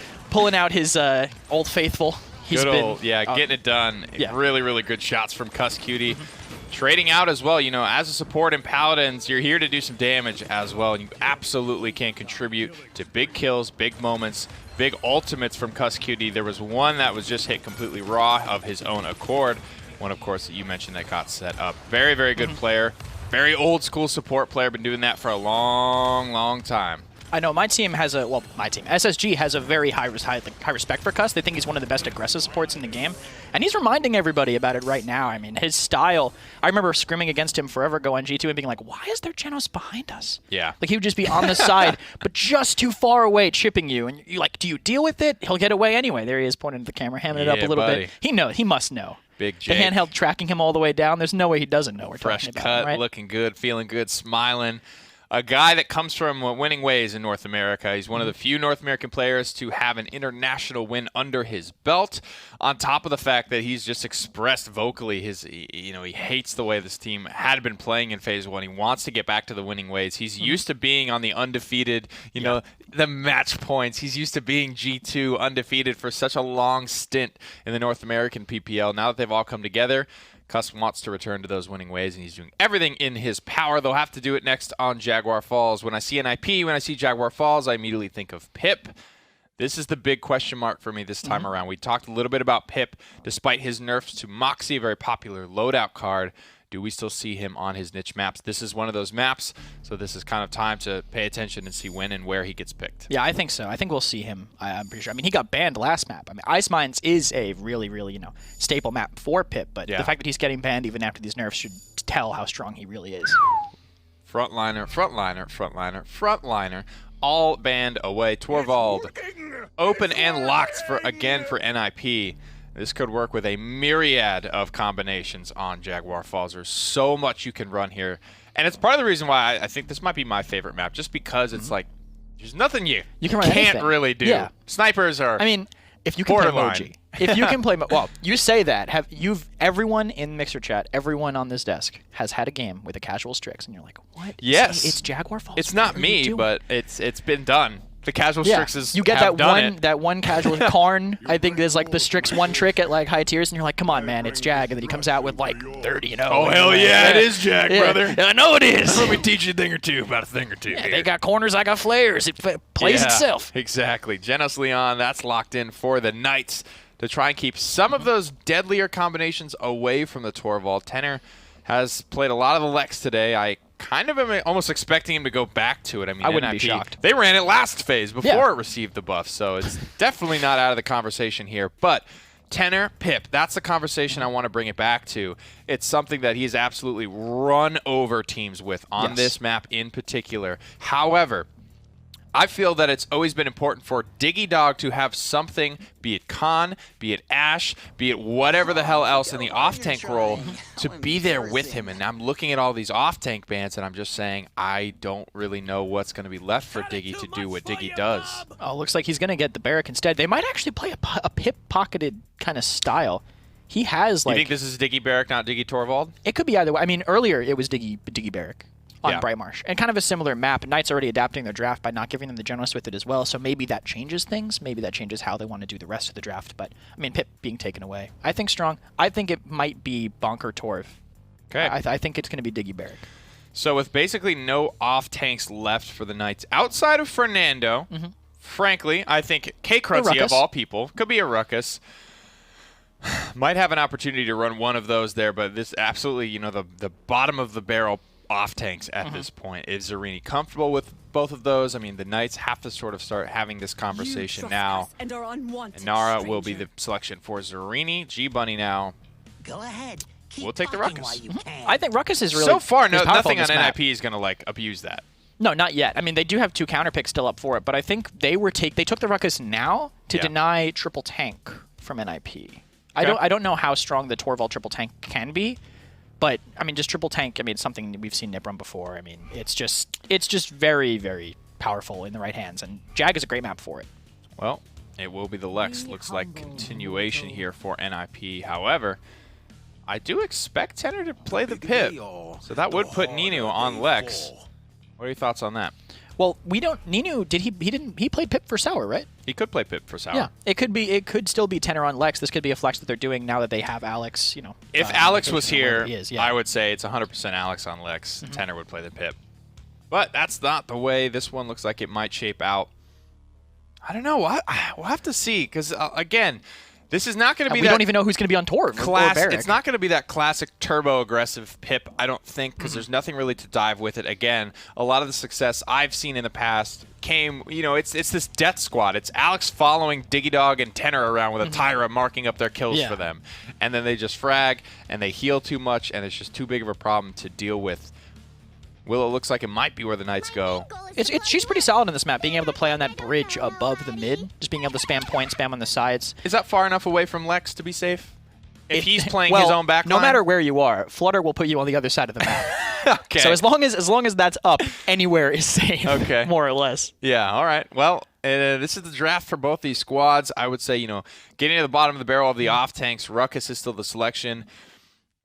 Lex can. That's the thing about Lex's Ruckus for me. ult is going to be really good here. You pick anything, right? You pick Lex, you pick Cassie, you pick Leon. There's a lot of things. Ruckus is just easy to hit at the end of the day. So G-Bunny's going to have to play well. Knights are up. Let's get it down to the casters for game number 4. Yeah, don't clean out your ears. Knights are up. He did say that properly. They're up 2-1, as a matter of fact, 2 games away. That was kind of a funny thing that I brought up is this is kind of the first time, I think, in recent memory where we've gone to Jag Falls, NIP's in the game, and both teams have been a threat to pick Pip. Yeah. Now that Simsalu's on this squad, Payan did play a little bit of Pip as well, but honestly, I could have seen it on either side. And I think it's more startling to me. Like, yeah, it's awesome to have 2 teams that can do it, but to let Bittner potentially have it is just a scary thought. You still have to consider that. It's very similar to the thoughts I have when you let Simsalu have it. It's a very scary thought. It's just 2 guys who I think we have highlight reels where we could probably fill 5 minutes of just their Pip play, ignoring all the other champions. And yeah, for Bittner, a lot of it's probably going to be on this map, but that's all you need. Listen, if it buys you a win, you don't care if you can only play it on one map. And they need it now. They're down 2-1. This becomes dangerous. It's my favorite scoreline, Gore, 2-1. It's going to be either 3-1 game, set, match point for Knights if they win, or we're tied up down to a best of 3 if NIP end up winning it. Simsalu, very impactful on the Willow last game. I mean, I asked you what your thoughts on the Imani were. What do you think about Willow so far a few games in? I'm still a big advocate for Willow. I've loved Willow. I think even honestly, when she fell out of meta, I don't think she deserved to fall out of meta. I think it's just other blasters, they don't do what she does better, although damage-wise, the answer is usually yes, they do more damage, but she brings a little bit more control to the game, and it's just a different playstyle than a lot of the teams have been bringing, especially this year. But now, you can see Ricotta kind of getting that setup, I think, from Simsy with kills. It's just perfect. Wow, he outplays Ninu this time around, and he had the Torvald bubbles at his back. Ricotta does get traded out, but he drops Ninu. That's the important thing. All these trades coming up across the board. Simsalu's alive, gets one onto Bonker. Now it's really down to Bittner. 87% for the Knights. There is going to be a touch coming in from Diggy Dog. He is on the barrack yet again, but he has no health core.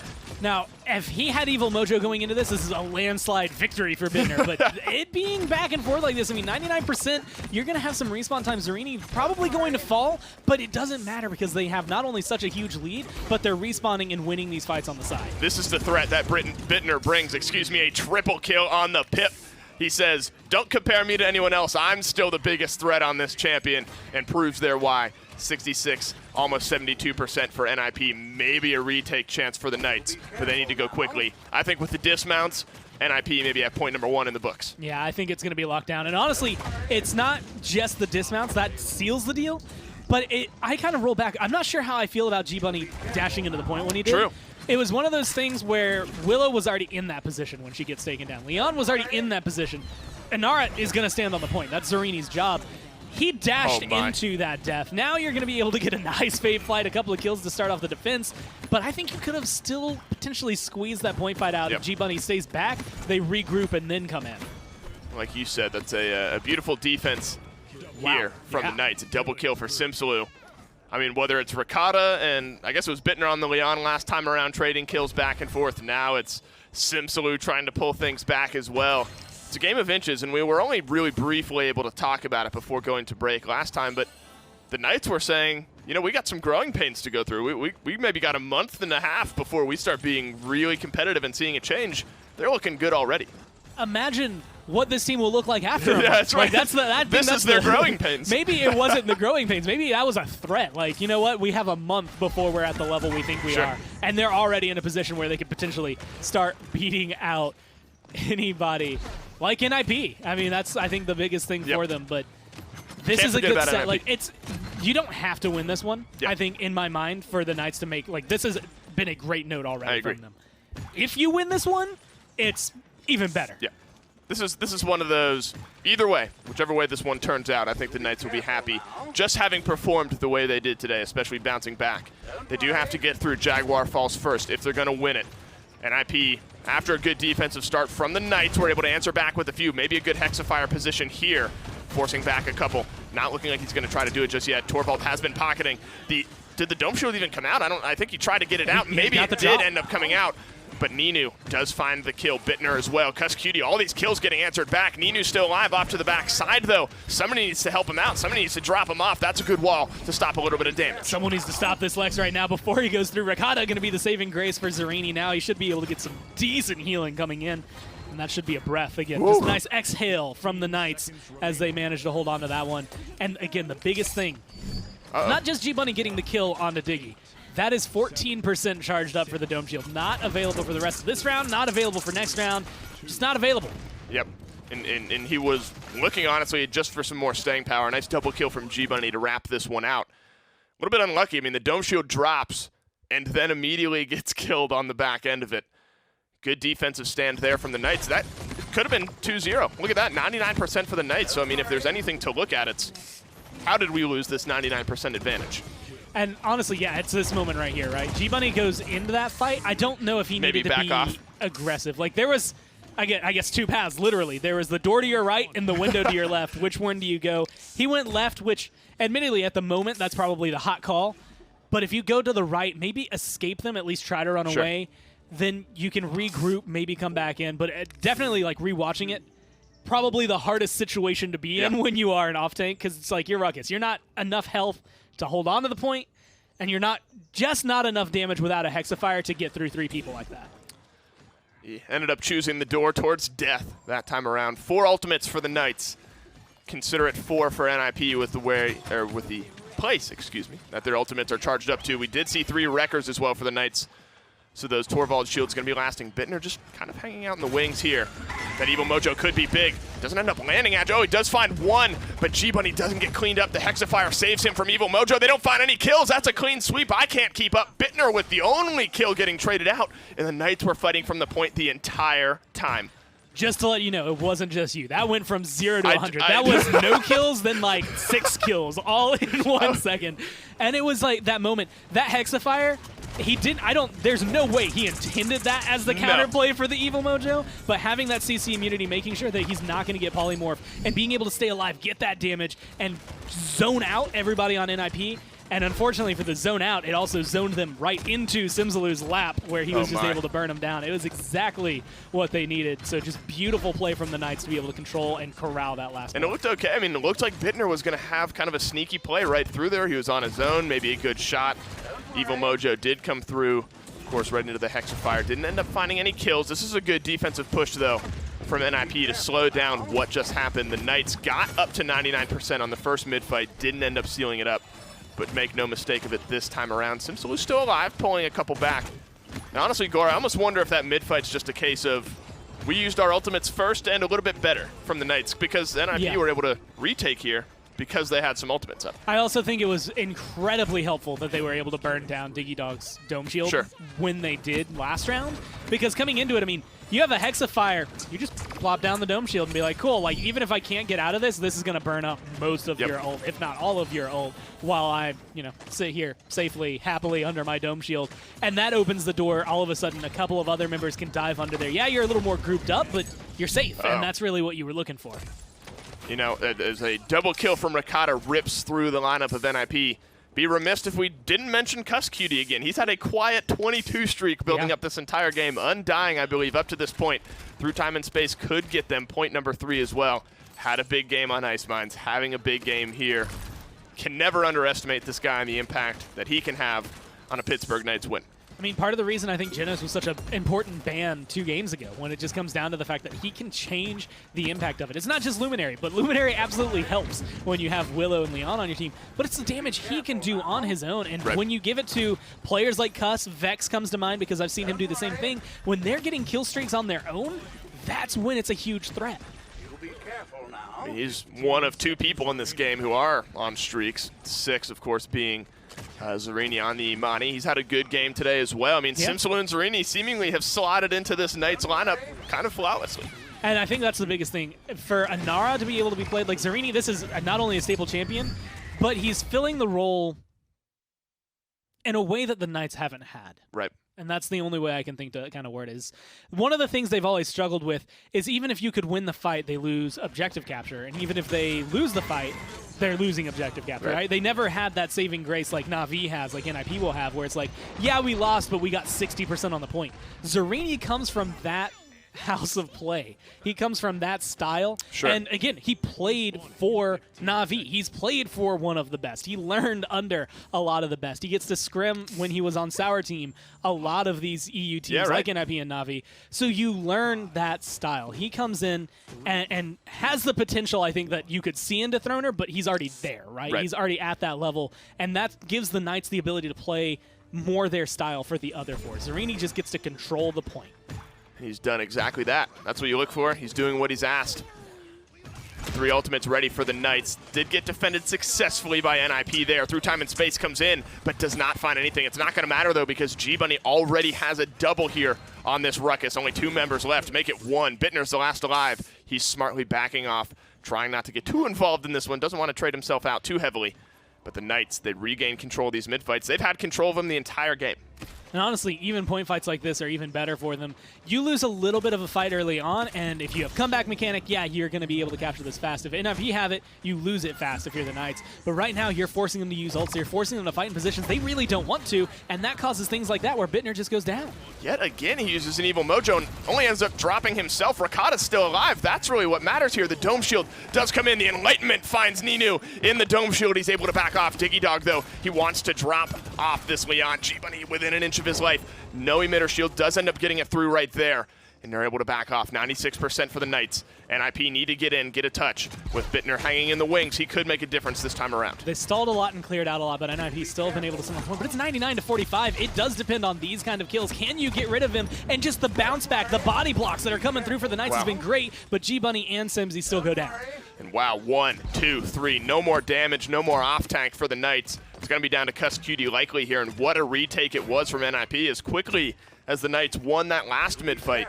NIP have done just the same right here, and with 81% and a zone from Bittner coming out, they're maybe pushing for the win here on Jaguar Falls. I mean, they're definitely going to be at match point, or at least map point when it comes down to it, being able to try to tie this one up. They're about to have an Inflame as well. That is the eye-opener. Inflame, Evil Mojo, you've got 2 huge things in your arsenal coming up that are perfect, not only game enders, but round enders, anything you might need that's going to cause Knights to kind of put their backs against the wall. And, you know, I'm scratching my head a little bit if I'm the Knights. We've been 99% on both of the mid-fights that we've lost and ended up losing them somehow. This one is no different. The first point that NIP got, the Knights were at 99%. This honestly looks like a replay of what we saw the first time around. It's just, on this map, if there is a takeaway, honestly, it's we're about to win and then don't end up getting it. Evil Mojo does not get used. Cooldown is still at 100%, or I guess 0%, depending on how you want to look at it. Good defense start from the Knights. And honestly, this is one of those things, like when you're looking at the point fight, like as you were saying, you know, you get to 99%. A lot of it from the Knights has been that final scramble, right? When it's like, oh, we need to be on there, like we need to fight, and you choose just a smaller path. That is poor choice, right? When it's just, you know what, we sent Simsy and G-Bunny over here, maybe we should have sent them over here. Like, we use this ult in this scenario, maybe we should have saved it for this one. Like, those small moments where it's hindsight's 20/20, but in the moment you made the call that you knew you had to make. Sure. It's just those little things, and that is the best case scenario. Like, being able to say that about the Knights is probably my favorite thing about this set. Absolutely. Where it's not, oh, it was a glaring mistake, you know, they just didn't have any point presence, or, oh, you know, someone was going 0-11, someone wasn't here. It's just, no, they just made a small call, and that call just determined their fate, and unfortunately it meant that 99 never turned to 100. Didn't this time around, didn't first mid-fight either. NIP now pushing for the win. Both teams at full strength. NIP health bar's getting a little bit low. That anti-heal maybe catching out Bittner. Doesn't do it this time around. The Evil Mojos have been sort of neither here nor there. Ninu, though, dropping Zarini makes this last push a little bit more interesting. I mean, the biggest thing about Lex coming back in, first off, Hexafire actually going to be coming through. It sounds like a Hyper Beam as well. Everyone trying to throw out anything and everything to keep control, but it's going to be G-Bunny who's incredibly low and finally goes down. You got to stay alive, but there's 2, 3 kills now. There's only a couple members of the Knights that are able to stay alive. Simsalu pulls one back. He's in the back line. Contesting, though, is Zarini on the Inara. He's not long for this world. The Knights fall in game number 4, and the NIP have tied it up. 2-2 coming into it. And what I was going to say there right before the very end of it was just the fact that when Lex is in the game, you have to start thinking about that ult maybe a little bit more. It's not the clean 100-0 Drogoz brings, but it's still an execute, and it's still deadly to the likes of like a Nara, to your Makoas, to your tanks, to anyone who is going to be standing there. And in this case, Zarini is the one who's been feeling kind of the full force of it.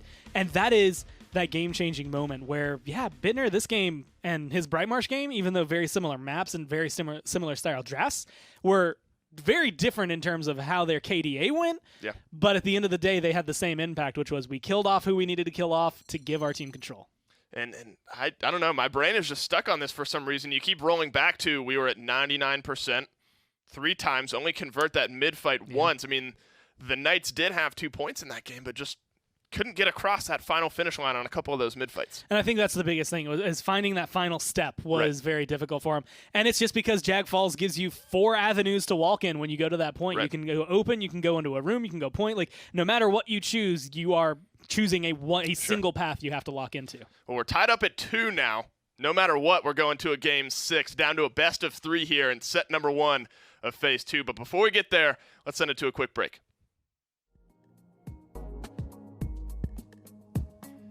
Respawn, the official gaming chair of the Paladins Premier League.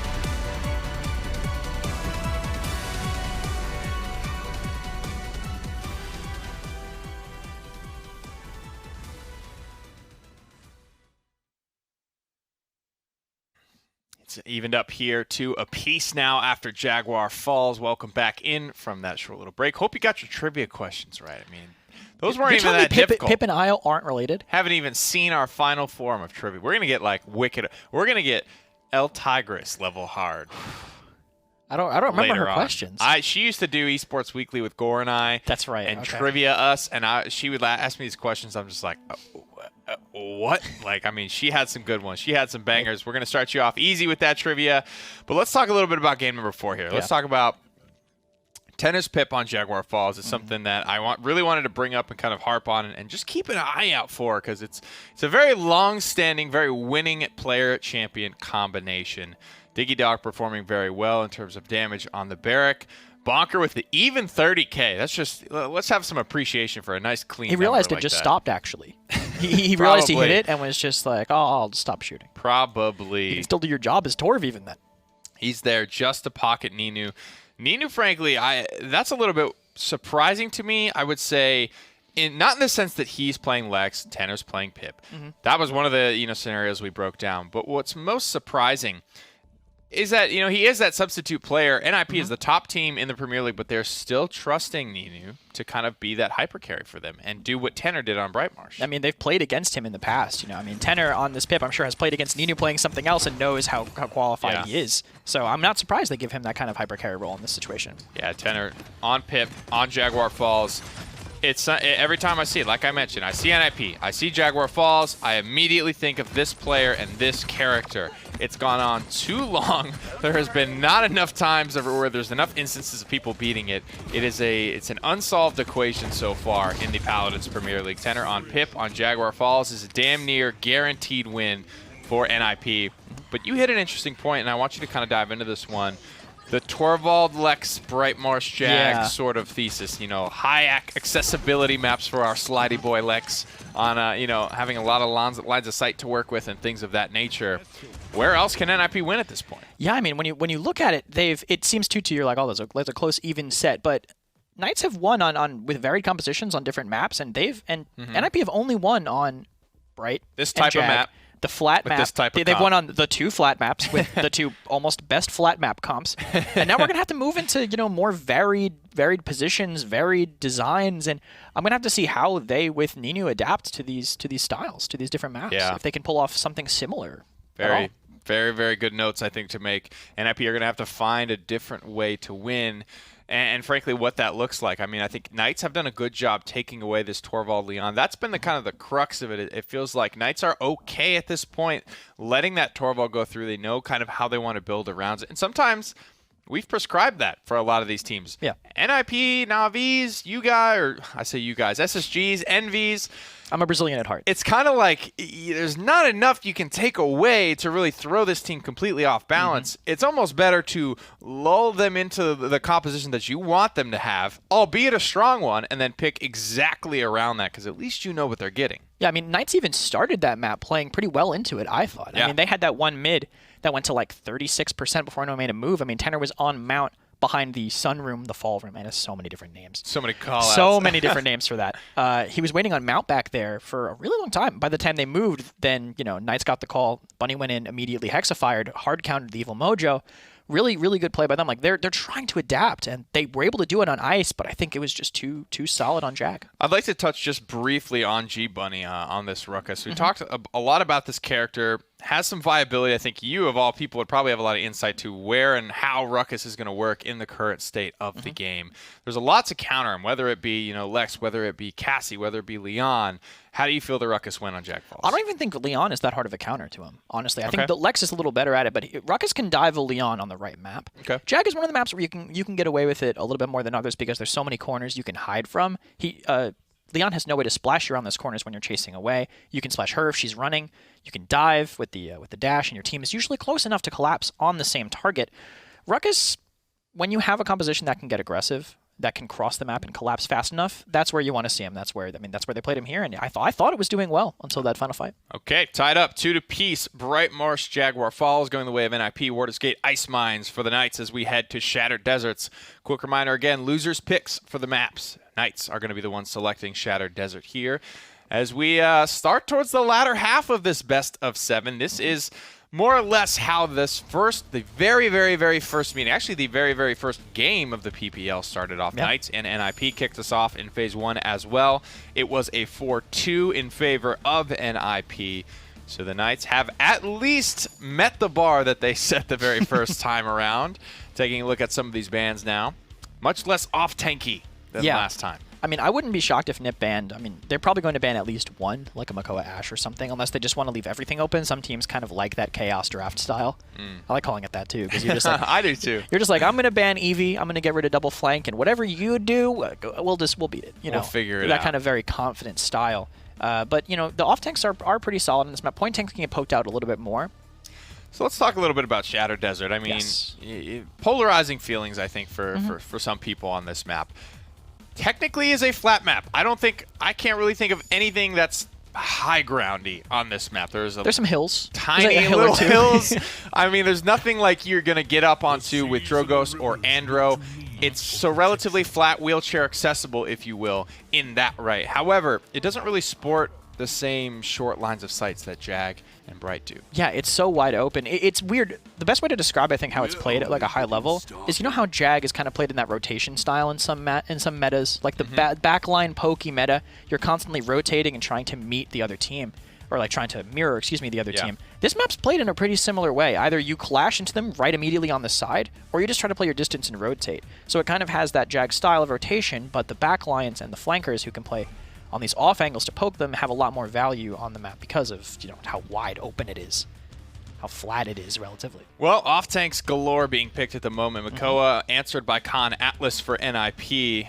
G-Bunny will have his work cut out for him, and this is good. I'm actually really excited for this match for the Knights, just because I want to see G-Bunny again on that power pick. He got the Atlas on Warder's Gate, and I thought he played phenomenally. Okay. Again, he's getting his Makoa here.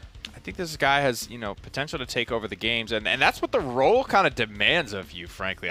Even though there's been some balance changes, I still think it's safe to say that the off tank is still sort of the premier role. It's getting the most bans more often than not in these drafts, and it has a lot demanded of it every single game. Yeah, I agree. It's also one of the hardest to quantify, you know, in terms of what you're doing, because you could have terrible stats, but at the end of the game, if you were distracting people and let your team walk across the point. Exactly. I was looking at, you know, 2 -5 or 6 slash lines for both of the frontliners for the Knights last game, and I just didn't care. I just did not feel that. I didn't feel that slash. Sometimes, you know, you got that 0-8 point tank. You're like, okay, well, maybe. And it's almost not even their fault. It's like we have to figure out a different way. Obviously, they have pressure right now. We gotta, you know, put the horse before the cart. The off tank role is the video game version of that picture that's like, my hands look like these, so hers can look like these. Like those farmer hands with like the dainty look. That's what off tank is. Like, my stats look like this, so yours can look like this. They walk so we can run. Exactly. There it is. Tyra is locked in for NIP as they set themselves up with something that I think is in the spirit of NIP. Decent amount of move speed if they've got Beyond the Veil with this Atlas. There's potential for move speed coming from this Battle Shout, from this Hunter's Mark, from the Swift Spirits. There's a lot of auxiliary movement speed for this NIP composition, which is very important given the aggressive nature of this team, as well as, like you mentioned, the sort of rotational basis this map relies on. Although I'm starting to look at Knights draft, I'm not sure how much they're going to be rotating. I'm thinking they're going to want to crash right away into them. I mean, they have the scout that they can do to start the mid to see exactly where Nip's going to be, and then if they just walk them with Furia, Pip, Makoa, that damage, that boost from the Inflame, the Evil Mojo to get the guaranteed picks on the tanks. This is a really strong aggressive comp from Knights. Yeah, for sure, especially if Tyra gets picked off early.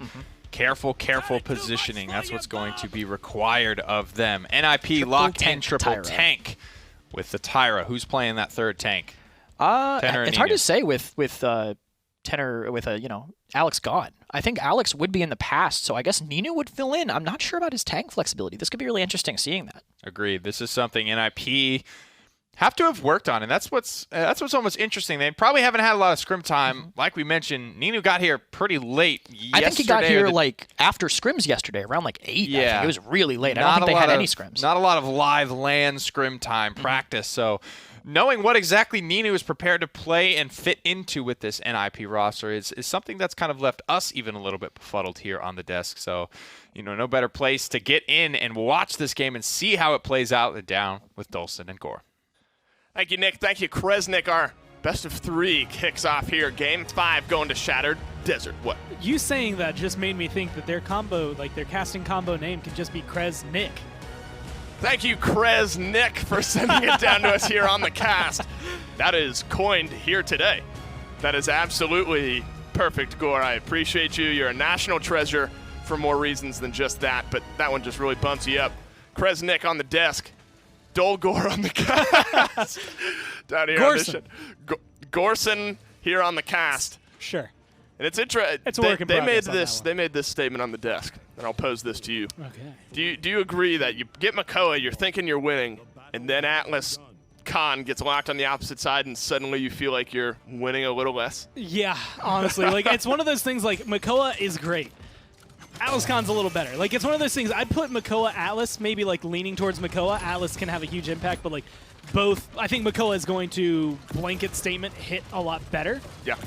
But then you end up in we also get Khan, and now we also have Barrick and also a Tyra. Like, this is a draft of triple tank where 2 of your tanks are going to hit just as hard as DPS because of that time mark. And it is Ninu who is playing the Tyra. That answers that question, so Bittner obviously flexing onto one of the frontliners here. Bittner on the Barrack. Drops off Ricotta there. 66% is where NIP stand. Only a couple trades back from the Knights. Triple frontline wins the day, at least for point number 1. And this is one of those moments, triple frontline, it's very nice if you're able to get something that can execute them. Like Evil Mojo, I think, is going to be huge coming into the next couple of rounds, but you don't start the game with it, so you're naturally not going to be able to control it. And a lot of the things that really empower you against a triple frontline, things like Big Game Cassie, it's not going to hit quite as hard as it used to anymore, right? You don't have that 6-second uptime. You only have the 4 seconds that you have to be able to hit those shots. And even then, it's only one target. You don't have a Drogo's execute. You don't have a Lex execute. Like you're running down at the point where it's just pure damage versus damage. And they have just enough health bars and a really solid healer behind them that it's going to make it a very long, grueling fight for the Knights to win.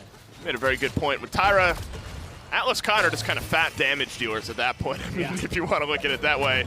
Triple Fat tank Victor. almost seems like an understatement. Fat Victor, right. Bonker and Ninu, though, they're going to make good on the damage that's been provided to them. Simsalou falls as well. Finally, Zarini gets something worth hanging on to if you're the Knights, but he's going to fall on the back end of his wall here. Staggering out just a little bit, but this payload, honestly, Gort, looks like it's going to go in. I mean, they're controlling, corralling. They've got a dome shield if they really need it. They have 4 ults if they really want it. The only one that's been used is the crossfire, which admittedly you can throw haphazardly around as much as you want. This is just good old-fashioned control from an IP.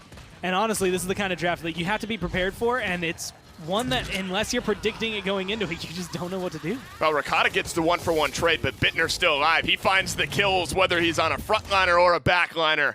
And a couple from the Barrack that time around push it in, and it's already 2-0 for NIP. I'll be honest, this is not how I saw the map going. I'm assuming the Knights also didn't see it going this way when they picked it, but that's one of the things about NIP, and it actually, I think, flows back to their last set against Na'Vi in Split 1, when there was a point where they go, I believe they went triple frontline, it was when they went quad DPS, and Na'Vi were like, cool, we'll just go triple DPS, and like we'll play a strategy that can beat your strategy because of the way it lays out, right? Like it's just like you played this card, we just happen to have, you know, ace high, you had queen high, whatever. Either way, you're set up, and they're perfectly enabled here as the Knights, I think, coming into this round with an Evil Mojo. If you get 3 front lines with the Evil Mojo, you're set. But you got to hit 3 of them, and there's no way they're going to be that grouped up. This is where you say, all right, maybe round 1 and maybe point 1 and 2 are a bit of a fluke. This is where we should be winning. We do have the tools. Bonker missing the overpower is actually very big, and Flame as well, right into a hook. Bonker does shout, gets a dash, or gets the throw, excuse me, as well. Simsalou uses the Evil Mojo, but dies immediately. It actually didn't trigger. Still 100% ready for Simsalou when he's ready to come back into this fight. The missed overpower doesn't matter. All the kills are for NIP, and the Knights are fighting yet again back from their base. And I mean, coming back into it, you still have Evil Mojo. It didn't get used the entire time. Scout's about to come up, so they'll be able to kind of, well, scout it out and see where they want to kind of poke holes in the armors of NIP. But you got to get there. And with this wall playing the big role it is, it's just so difficult to get around to him. And you finally get it, but you get rewound! Absolutely nutty rewind there. Simsalou with the perfect Evil Mojo, but it's not perfect enough to overcome the rewind from Bonker here. Bittner as well, 17 streak burning away for the Barrack. And that's going to do it. That's going to be point number 3 for NIP. 5 streaked out members as they're looking to end this game in under 10 minutes. I don't think I've ever seen a more devastating thing happen to a Pip player. It's like that's no, as he slowly gets re-round away. That's literally like you know what, here's this thing you've wanted all game. This, 5 minutes of your life you've been wanting this moment, but you can't have it. Get out of here. We're closing the door on you, and it's just so unfortunate. Like that's heartbreaking. That I am left in that moment, and I think this game, especially with the way it's rolling, is going to end with me left in that moment. Just slowly reaching out and being pulled away from a nice Evil Mojo. That's how the Knights have to be feeling right now, especially down when you're effectively in a best-of-3, 2-2. You've been controlling this match up to this point. NIP answer back. You're tied at 2. Next to win 2, win this set. This is not how you wanted to start off potentially the last 3 games of this one. They do have a defensive chance here. They will have fast cap ready, 4% per tick if they're able to get there. But that's a big if, Gordon. That's, I think, the biggest if that they can try to overcome. Of course, at this point, It's it's like just game point one fight all to over point fight, again. right? Yeah, it's just very, very difficult. They don't even get that kill because of a beautiful Dread Serpent coming down from Bird, which is not only keeping NIP in the fight, but keeps them on the payload, keeps their pressure going. You get 2 kills off of that, and it should be rolling again soon. This is where things maybe just start to roll in the wrong direction if you're Pittsburgh Knights. Luckily, G-Bunny is still alive, able to pull something back, gets the hook onto Diggy Dog. But he's just forced out. He's on his own right now as this payload's rounding this final corner. The crossfire into the base of the Knights is not going to find anyone just as of yet. Has to use the Ancient Rage to keep himself alive, but he has the hunting party mark on him right now. Rakata as well. Respawn gets the kill onto Diggy, but 45 seconds left. That's the important number to look at. And the question is whether or not that kill onto Diggy is actually going to be as impactful as they think it will. I mean, Bonker now is going to get a kill by just yoinking you out of the map, making sure Simsy goes down. So now you're in control. You've got the kills. You've got a little bit of an advantage, but he's going to be respawning soon. You're regrouping. You've got 30 seconds left and some really, really big health bars and a lot of damage. Now, if we're really splitting hairs, that was the first overpower that I've seen Bonker hit this game. He missed one a minute ago. That reset the cooldown to 30, and actually he might be happy because getting rid of Simsaloo at the perfect time sets up Ninu, a triple kill for the Tyra. Evil Mojo allows Simsaloo to answer back with 1, but that's going to do it. NIP, once they drop Zarini, no seismic crash to save the game. A triple kill from the sub, and it looks like NIP are going to take this one 4-0. That was just not, I think, what anyone expected coming into that. I mean, you go from 2 really high contested maps in the last 2 that the fights have been going on, and that one was just a clean 4-0, a good draft coming down from NIP, and the biggest thing comes down to looking at their bans and the way things go. Leaving Makoa, Khan, and Atlas all open means somebody's getting 2 of them, and unfortunately for the Knights, they were first pick, so yeah, scooping up Makoa seems great, but Khan Atlas just kind of beats you down until you remember how good they are. It's like a perfect storm, honestly, for a triple frontline composition. You get the Tyra as well. You get kind of off-tanky frontliners anyway that do more damage than you'd expect. I mean, it was a beautiful draft there from NIP on Shattered Desert. They're now up 3-2, 1 game away from taking this first set. We kind of said it, though. I mean, if you're the Knights, you have to feel good with what you've shown today. And Nick had mentioned it on the desk, but prior to this, the first set that started off split 1 was NIP Knights, and it was a 4-2. So right now, it is in the position to go that way, but Knights, I think, could really bring it back. Well, that's game 5 that's in the books. Game 6 is on the horizon, but first, a quick break. Skillshot, the official production partner of the Paladins Premier League.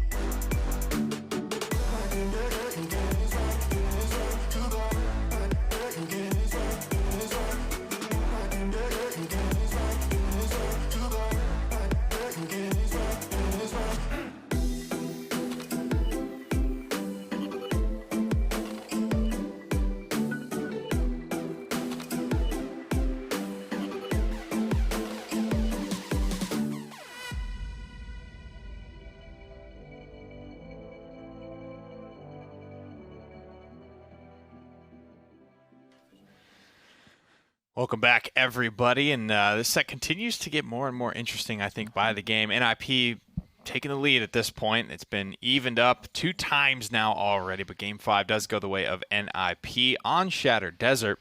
And I think the notable thing there is that Tyra triple tank composition with a lot of, like we said, auxiliary movement speed, whether it was Beyond the Veil or a Battle Shout or a Swift Spirits. There was a lot of people getting around that map very quickly, and that's a very overwhelming composition. It was like, it's everything NIP want. Overwhelming comp. They get in your face. They run you over. You can't have time to, talk about it any other way. I mean, look at this. Everyone just stifled on the Knights. Nobody could get anything done. Yeah, Rakata getting top damage, and that's actually Zarini out-damaging Simsaloo too there. Oh, the stat line's not looking great on Knights, but that's just, I think, with how well Nip played that composition. Yeah. The highlight of that comp is just your tanks do a lot of damage already. Like, they're almost 3 of the highest damaging tanks. Those are, yeah.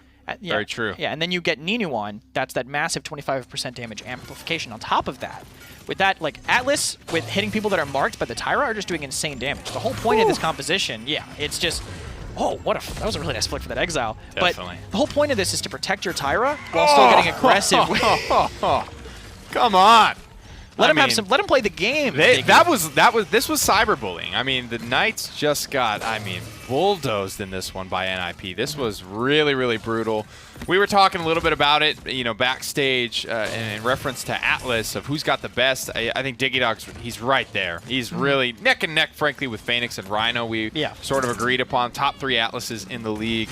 Diggy Dog is dangerous on this. This one right here. Watch this, chat. Watch this pip come flying in for the Evil Mojo. Hits it, but the Deja Vu was already in the damn air. Sent that pip back. Both the chickens live. NIP go on to win that point. Immediately after that, we're both like, we got to see that again. Like, just like, can we see it again? I got up immediately. We went right to the replay guy. We're like, ooh, we need this one. We need this one. Let's go. That was hot. Hot stuff there from the Atlas. So many good things about that character, about this player. He's a hell of an Atlas. Easily top 3 in the league. But again, just an absolutely overwhelming competition from NIP. It just felt like there was nothing. You were commenting right as that round was ending for the Knights. You're like, ooh, he's almost got the Evil Mojo, and I was like, wait, Evil Mojo is usually the first ultimate charged. This payload is being converted, and this pip is just now coming up on his first.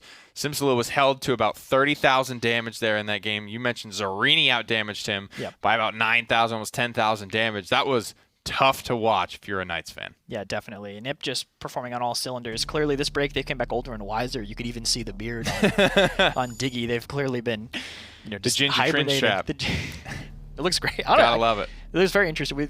They were talking about something in production. I don't have to bring it up right now. But Genos banned first by the Knights, trying to get rid of those damage amps, get rid of just the options for Nip, I think, to have those pocket strategies, have their hyper carry, something they really like. A little bit. Probably one of my more favorite maps in the game right now. Bazaar, so much fun to watch. Just A, because it's new. B, it has a lot of unique elements to it. And C, a lot of these teams are still figuring it out. So it makes for some, people try things here. People are still trying to figure out, all right, what is best on this map? What do we like here in particular?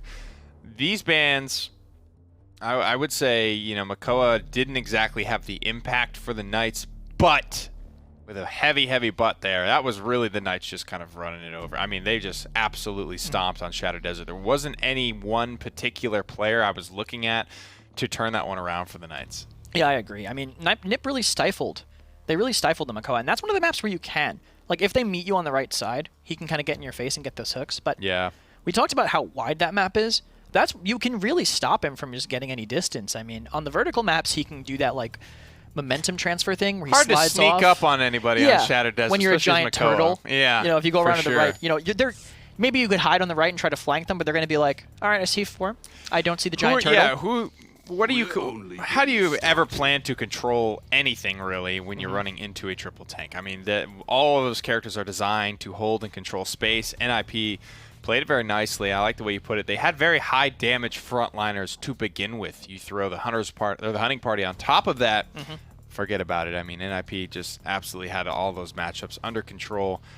G-Bunny, still somebody I want to keep an eye on. He still has the power pick. First pick Atlas is going to go to the off-tank for the Pittsburgh Knights. NIP deciding on whether or not they want to answer with a Nara Ashe. They hover the Khan, but then switch. Why do you think that is? I think the Khan would have been a fine pick, but I guess they just want to focus on point time in this map. The point is pretty big. You can actually, the point also kind of gets ignored sometimes with the big wide fights on the side. So maybe they think, oh, I have the better point tank. I can pressure if they have to get stuck with like a barrack. I can wall in because the walls are actually pretty lethal on this point. You can lock out those chokes, not let them in. Kind of hard to block the contest, but you can trap somebody in much easier than keeping them out. Gotcha. Why do you think they go for Ashe over Khan on this map? This is a great map for Ashe, I think. Her ability to cross the map really quickly on the sides, really strong. Also, this is kind of, I mentioned this I think at MSI, but those little like flower pot overhangs on the right side, you can hit them for the fast ults. You did mention that, yeah. Yeah, the fast ults for Ashe, for the fast assert dominance, it's just really, really hard to deal with. That's one of the things that makes her ult so good. So being able to set up combos like that so fast, it just increases her lethality almost tenfold. Knights headed to the Grover for the first time in this set. We will see the Wild. I believe that's Grover's title, right? Trying to get my trivia game on point. Ying's the Blossom, Grover is the Wild. despite having the ability Blossom. What's Atlas? Atlas is the man out of time, Yes, something he like is. Man out of time. that. That's the whole thing? I believe so. The man out of time. I've Okay. never seen someone with it. Let's see if So- it's Barracks the Tinkerer, Nara Stone Warden, Ash. Barracks the Master Mechanic. Oh, he is? Yes. Okay. What is Ash?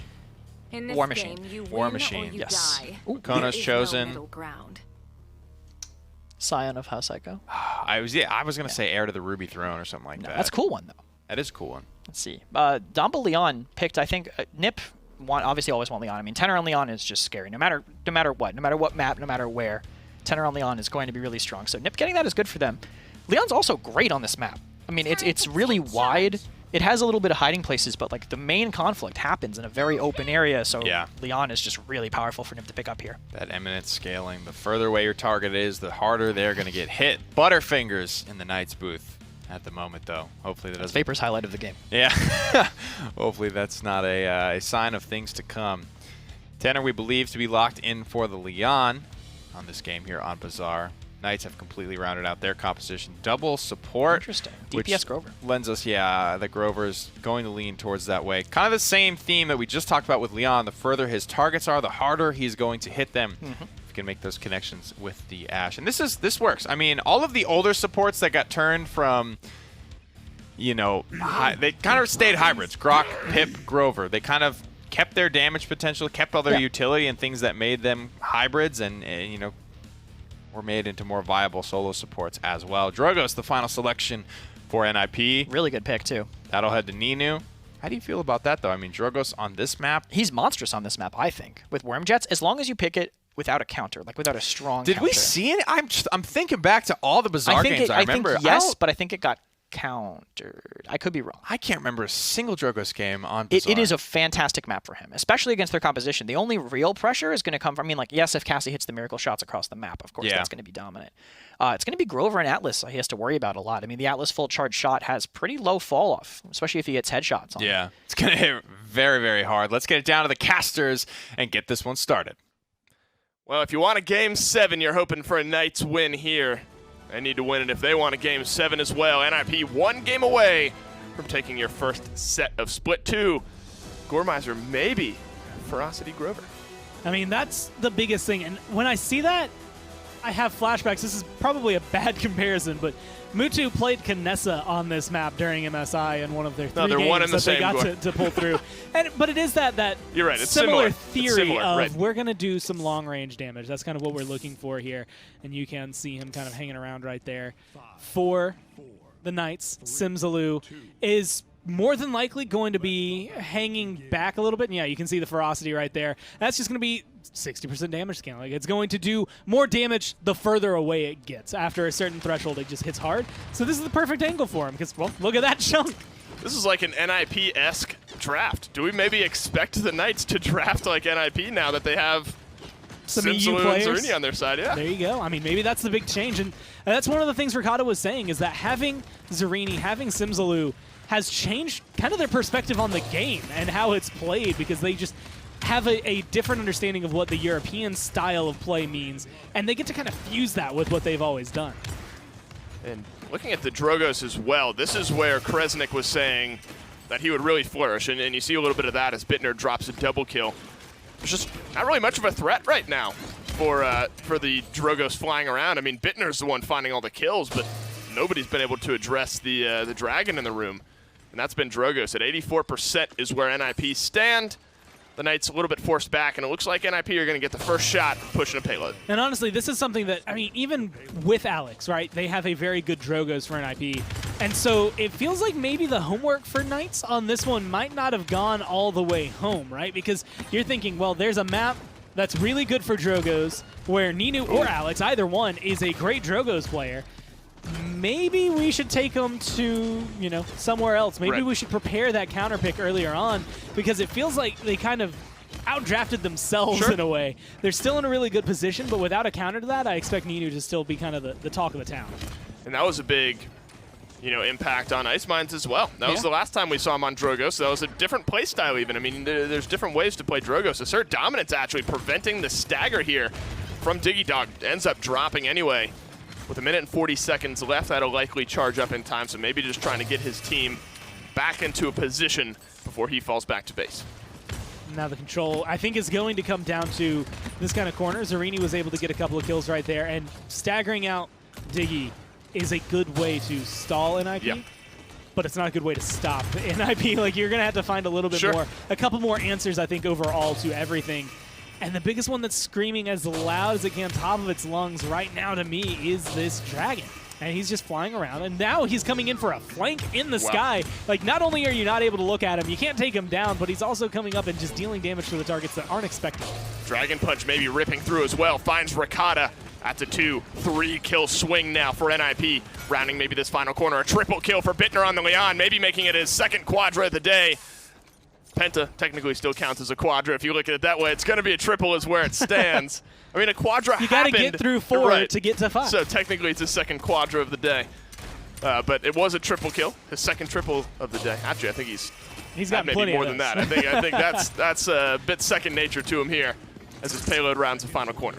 And now the biggest question is what are they going to do? I mean, G-Bunny actually right now has probably the best bet in doing that. Just chunking down Drogos with any shot that you can. Nice rewind as well. A little setback here to put Diggy in a bad position. And maybe burn down this last 15 seconds. Again, they have a composition that can absolutely do it, but it's got to line up, right? It's not the stars aligning. It's just, can they hit their own stride? Can they play at the level that they've drafted? And so far today, the answer to that has been yes. They're just going to have to step it up for round 2. And I think this is a game where, I mean, you called out G-Bunny, but I think Ricotta has to have a big game as well. Yeah, I think the Cassie, I mean, the Cassie is sort of, if you were to ask me who on this lineup deals with the Drogos, I mean, G-Bunny, of course, in that conversation, but I think Ricotta on the Cassie needs to have a big hand in that. Did it towards the end of that round. Luckily able to get themselves a defense. Another contested game, though. And that's shown, that's pretty much what we've expected, I think. Game 1, we were maybe unsure. But if anything, the Knights have shown us that they're a team to be considered from here on out. And that's, again, probably the best bet you could have. But staying 1-1, I think that's actually the more important thing, right? Sure. Even if you lose this map as the Knights, you go 4-2. Same start you had last time, same conversation we had last time, except I think even louder at they have so much potential behind them. Right. But keeping this 1-1 instead of letting it go 2-0, like not letting that last map really affect how they're playing here, not only is a different kind of style for the Knights, but it's also a giant door opener. I mean, if you can figure out a counter for this Ninu, if you can figure out a way to kind of keep him locked away, much like he is now, and kind of get rid of Diggy Dog early on like that, then this point could be yours. Yeah, you're forcing him back, and that's exactly what happens. It's not even Ninu. I mean, Bittner had 7 kills, kills, now maybe 2 deaths. I mean, the Drogos has been impactful, lots of good splash damage, but you got to be able to deal with the threats on the ground as well. They do a beautiful job of that right now. No more healing. Bonker likely to fall as well. And at 54%, the Knights have a good mid-fight in the cards for them right now. He's hovering around, just trying to figure out where to go. This is the big thing. That shot that just connected from Ricotta is a perfect example. You absolutely can hit long-range shots on Drogos as Cassie. It's just a little harder to read. You just have to hope they poke kind of the same area. He's been able to get it, but there's going to be the illusory rift. They're going to be trying to stay alive. Oh, wow, the rewind gets him out of the way of Ninu. It ripped right through him, but he wasn't there anymore. Bittner's able to get the kill, though. Tilt things back in favor of NIP right now. The whirlwind from Simsalou tries to bide some time. It doesn't do it, not enough. The Leon with a double kill already in this fight, as the Knights actually are getting a little aggressive still. I mean, this is exactly what G-Bunny needs to do. That stun's going to hurt him a little more, but they're trying to zone out Bird. He's not going to be able to keep the tanks alive. They're zoning out Bittner. He's not going to be able to get the damage, but they lose Cuss in the process. That's a beautiful shot there, but Bittner stays alive. 2 separate double kills in this engagement. Zarini is still alive. He's wreaking havoc on this point. There's almost been 2 fronts that this battle's been fought on, and Zarini's winning the one on the point. Overtime ticking away in favor of the Knights. And it doesn't matter that you got rid of Cuss. You still have the healing from the Grover. This is a perfect draft to be able to fall back on. I love that they got aggressive with it because they just outlast, they outlive, they outdamage, they get the point. Bittner tried everything he could. 2 separate double kills, if my eyes were correct in that case. If nothing else, at least 3 kills in that fight, but it wasn't enough. The war on 2 fronts on Bazaar this time around went the way of the Knights. Just too much point control while all of that ruckus was going on in the backline. And it was perfect for G-Bunny. Again, you're looking at it, he didn't get a kill. He's going to have another death tick in the column. That is why Nick was highlighting that his slash line is never going to tell the full story. Right. What G-Bunny is bringing to the team is that zoning. Yeah, he gets 2 kills right there, so 5 and 3 is going to be looking pretty good for him. But that 3 That's 3 won and 3 them a before point. that, right. You're absolutely right. I mean, very smooth and quick reaction time. I mean, if you're Ninu, you're flying through with the Dragon Punch, ready to get a kill. You're ready to find one, and then the moment you're ripping through G Bunny, he's gone just like that. I mean, disappears in the back line, and not only does that burn an ult, that keeps you alive as well. So beautiful play by G Bunny there, and almost too many guys to highlight today on the Knights. That honestly was on one of the coolest interactions as well. Like when you're quite literally just out of time there when you are Ninu going in for the punch, and he just literally slips through your hands. He was right in front of you. You see it connect, but because of the way the hitbox, the interaction works, G-Bunny's not there. G-Bunny's not anywhere. He's traveling, and once he lands down, is able to then get aggressive, then keep going. Like, you get rid of him there, Ninu has a not only open skies, but he's gotten rid of a tank. He can get aggressive onto the other tank. Like, it's a chain reaction of just perfect kills for him. Didn't happen, and it's just those moments, those small plays are what win Knights games. And you think about this, even Zarini. I mean, that's what Zarini brings, the staying power on that point. While this engagement was going on, sort of where Bittner is, where this payload's moving right now, Zarini was staying alive, of course, with the help of the extra healing from the Grover, all of that. Everyone was a team player in that case. But the staying power of Zarini, really being able to control that point in the same way that like a Lazy could on Na'Vi. Yeah. And now you're dancing around. You are looking at this point, I think, for the Knights, for the aggression. So where G-Bunny is, which unfortunately is now in the grave, thanks to Bittner. But where they decide to kind of poke out and prod at NIP, you're trading 1 for 2 right now. That's going to be perfect for you. Dicky is trying to be aggressive, trying to keep the zone going, but there's honestly just too much damage to deal with. There's so many different sources for the Knights to be able to kind of pile onto one person that it's just going back and forth. I could be wrong, and it might have been unintentional, but I think G-Bunny went back in. I guess it wouldn't have mattered because it would have gone through him anyway, but Cuss Cutie just barely escaping that enlightenment. G-Bunny's the only one who ends up dying, but so important. I think he might have blinked away to a clone, but ended up staying alive, able to trade an extra kill out. Just prevents a little bit of extra stagger, I think. Gives the Knights a little bit of extra footing here in this engagement. 4 ultimates for NIP, almost 5 with the enlightenment getting reset to 50 for the kill. There's the illusory rift, and the Knights are looking to go now. And biggest thing, not only illusory rift, but healing from Grover. Whirlwind going to be there as well, having your own little rewind, your second chance there as Atlas. Like, they just have so much survivability on the Knights that it's just longer. They just live longer. That's just the thing for them. They have everything going for them. That one is brought to you by illusory rift. Yeah, exactly. But the next one's going to be brought to you by Whirlwind. 95%, about 3% per chunk. This final push, maybe, is going to happen in overtime, and they don't even need it. They only get 1 kill onto Bittner. The kills were so staggered out, they weren't in range. They're actually, I guess, Gore, is a little bit of a walk from the respawn point down to get back to the payload. It was just too long. I was for sure there was going to be enough time for NIP to contest, but it was not. Pittsburgh Knights 1 point away from a Game 7. I mean, you're in that perfect position, not only as the Knights to continue going, but I mean, for pushing that in, yes, you get high ground, you get vision, cover even, when you come out of that base, which is all things you would want in defense, unless it's 2 feet from being converted, in which case what you want is opening me right onto the point. Very similar. You want a frozen guard. You want to drop right You down. want to just drop right, literally on top of them as fast as you possibly can. And you can see, I mean, just a little bit of walk time. And that's all you need when you're the Knights as of right now. And again, now, the question is, can they control the point like they did last time? A lot of it was control, I think, around Diggy and around Ninu. But just kills on the sides were really all they needed. None of the Exiles. Again, he dodges out. Finally, the Dragon Punch, luckily, this time finds G-Bunny. He dodged the first attempt. Can you clean up Ninu? He has 80 health. He had double-digit health, but he's still alive. All the kills for NIP. Nothing getting traded back. And they have fast cap to boot. And this is that moment where we get to look at the items, because what NIP bought, specifically what Diggy has, is what impacts that the most. 4 cauterizes online, 2 at tier 3, 2 at tier 2, and you saw how much that Whirlwind did. It was virtually nothing in comparison. They locked down the healing, and Rakata was still getting healed up. It took him a few more shots, but him going down when he did, not being able to come back and kind of have the performance that he could have, really locked it down, I think, for NIP. And those are those moments where it's just like, Whirlwind is a great ult for the first 2 rounds, and then all of a sudden it starts to be really good if you can kind of dodge out the cauterize a little more. Sure.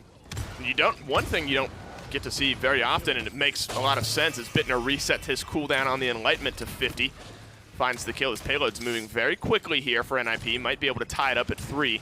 You don't really get to see a Haven emphasis in a lot of games, but NIP have got Haven on 4 out of their 5 members this time around, and it makes sense. Most of the damage, all of the damage really, is coming from direct auto attacks. Yeah, and it's going to help them. Again, right now the thing they're having to fight more than anything is the survivability of the Knights. With 2 sources of healing, with shielding resets on Barrack, you're going to have Cassie who can just dodge roll out, get her somersault resets to dodge roll out, and then add on top you have a second chance for literally just survivability after survivability after survivability. You have to match it. Haven's the only way to really get you there. All right, I think this might go in. They have 2 members to stagger out. Cuss Cutie finding Ninu is so important in this case. Zarini staying alive so long actually allows his team maybe to get back into this one. Simsulu caught out in a bit of an awkward spot back behind NIP right now. He can go in and out of those gates, but no room for error here. Assert dominance could seal things up. Obviously you want it to go in without having to use any ultimates with Diggy Dog dropping. But Gore, there's a minute left. There's still so much time for NIP to push this one in. They want to and are going to, at this point, stagger out Bonker here. At least try to. He's running towards the base. No one's going to be able to body block him, so he's looking for that direct damage to just burst him down. So Cuss gets credit for that one. It's going to stall it out, but like you said, a minute. So you're burning... That feels like a game-ending fight what, right 15 there. seconds? Yeah, you're going to burn 15 seconds here for NIP, and then they're right back at it, right in the same position. And they do have ults, but like you said, it's only going to point 3. They're not closing out the game. So if they burn anything, that's honestly maybe a win for the Knights. I think the Knights will be okay to, they've shown, all right, we'll use Illusory Rift, maybe use Whirlwind. They'll be okay to hold on to a lot of it. They know they have one more shot to end the game on this next mid-fight. Ninu gets chunked out, naturally has to force himself back a little bit to keep himself alive. There is the Whirlwind. They are going to use it, but Zarini, the healing's not enough through the Whirlwind. You pointed it out. That's good cauterized play right there. Simsaloo getting shot in the back by Ninu is able to find himself out. That's a big 1v1. So many members of the Knights are falling right now. It's only G-Bunny that's left alive. If he goes down, this one goes in. And he's going to be able to bounce around, stall it out for at least enough time for other people to come in. But, I mean, you are just pouring bodies from base to point to try and hold on as best you can. And you're going to have to deal with a lot of this opposition, but there's too many targets. No.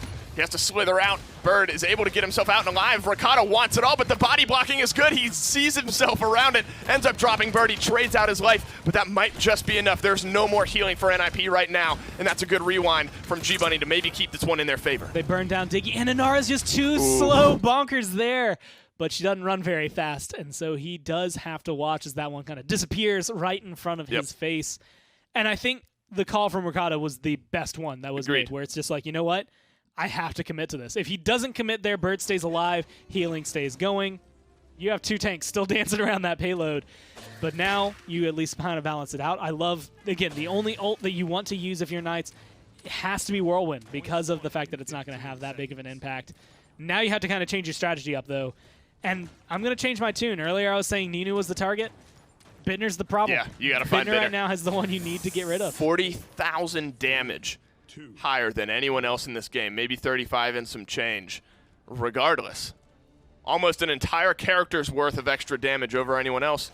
And the next people on the damage charts are also on NIP. Yeah. The Knights have held on so well, but they need to find a way to win this one right here. Illusory Rift, the Dragon Punch needs to find somebody. Maybe it's going to time out. He ends up getting Zarini right at the last minute, and they're able to trade him out. That's so important. It's a 1-for-1 trade to start off this mid-fight. Just this kind of kills, though. Bittner being able to stay alive, get into the back line, cause a lot of damage. A good exile, but there's not going to be any follow-up. He's going to be able to stay alive and get out of this and still wreak havoc throughout everything. And you start this fight off, you get a Swift Spirit Dragon Punch, which is going to kill anybody. Probably the scariest thing you can see in Paladins if you are a tank. But the next scariest thing is going to be Bittner on this Leon right now. Dome Shield does come through from Zarini. Every other tick ticking for 4 for NIP right now. Simsaloo dropping Diggy Dog is so important right now. That's going to open up things for Ricotta to move in. But they got to find a way to deal with this Dragon. They have not dropped him in this fight just as of yet. So much staying power from Zarini. The Dome Shield does time out. Ricotta's likely going to drop Bonker here in this case. They do successfully retake, but they only have 33%. The Knights could end the game, force us to a Game 7 if they're able to zone. And that's the biggest question. How well can they zone here? What can they do? They have Grover. He's going to hit hard over long range, but he's not connecting on any of these shots. The healing is good for him, though. That trade out does not go his way, but he still ends up full health. And then Ninu coming around the top. There's 2 huge targets you have to deal with. 3, maybe 4 huge targets you have to deal with, and NIP are all of them. That's dangerous. You lose Ricotta, but G-Bunny is likely able to pull things right back. 4 versus 4. Whirlwind as well rips through. That's another illusory rift. Could it heal them up? G-Bunny gets a double kill. Ninu, he has 55 health, 90%. They have to get in the Inara. Diggy Dog drops. Bonkers the next to go. Seismic Crash does not stun up G-Bunny. Does not stop him from finding the kills. A triple kill for the Atlas in Game 7 is where we're headed. I mean, that was the perfect illusory rift. I think the most perfect I have ever seen. You have Simsy, who is quite literally one hit from death. Gets hit by that, doesn't die. Gets hit again, doesn't die. Like, that illusory rift saving his life, but more importantly, saving G-Bunny, who was able to go huge during that last point fight, was very important for them. You can kind of see, I would say, shock value right now for NIP. Again, last time it was a 4-2. This time, no matter who wins, it's a 4-3. But the Knights, they're looking like they're here to stay. There's a distinct energy, I think, shift down that hallway. Think of it like a magnet. If you were feeling, sad, you would get sucked over to the Knight side because of how positive they are. But if you were feeling happy, maybe they would pull you in the opposite direction because there's just pure happiness and bliss on the side of the Knights. They didn't expect to play this well out of the gate. NIP, I think they would have expected to start off this split with a win. A bit of a sour taste in their mouth. But Game 7 is where we're headed. Cuss Cutie with a little look through the door. He knows. He knows the team's playing well. I think it was after Game 3, I saw him walking by, and I was just like, you got to give us some spicy games. He's like, I'm doing my best. And I honestly couldn't have asked for a better first set. No, you could not. Game 7 is where we're headed. But really quickly, let's send it to another quiz during a break. INAP, powering the control room for the Paladins Premier League.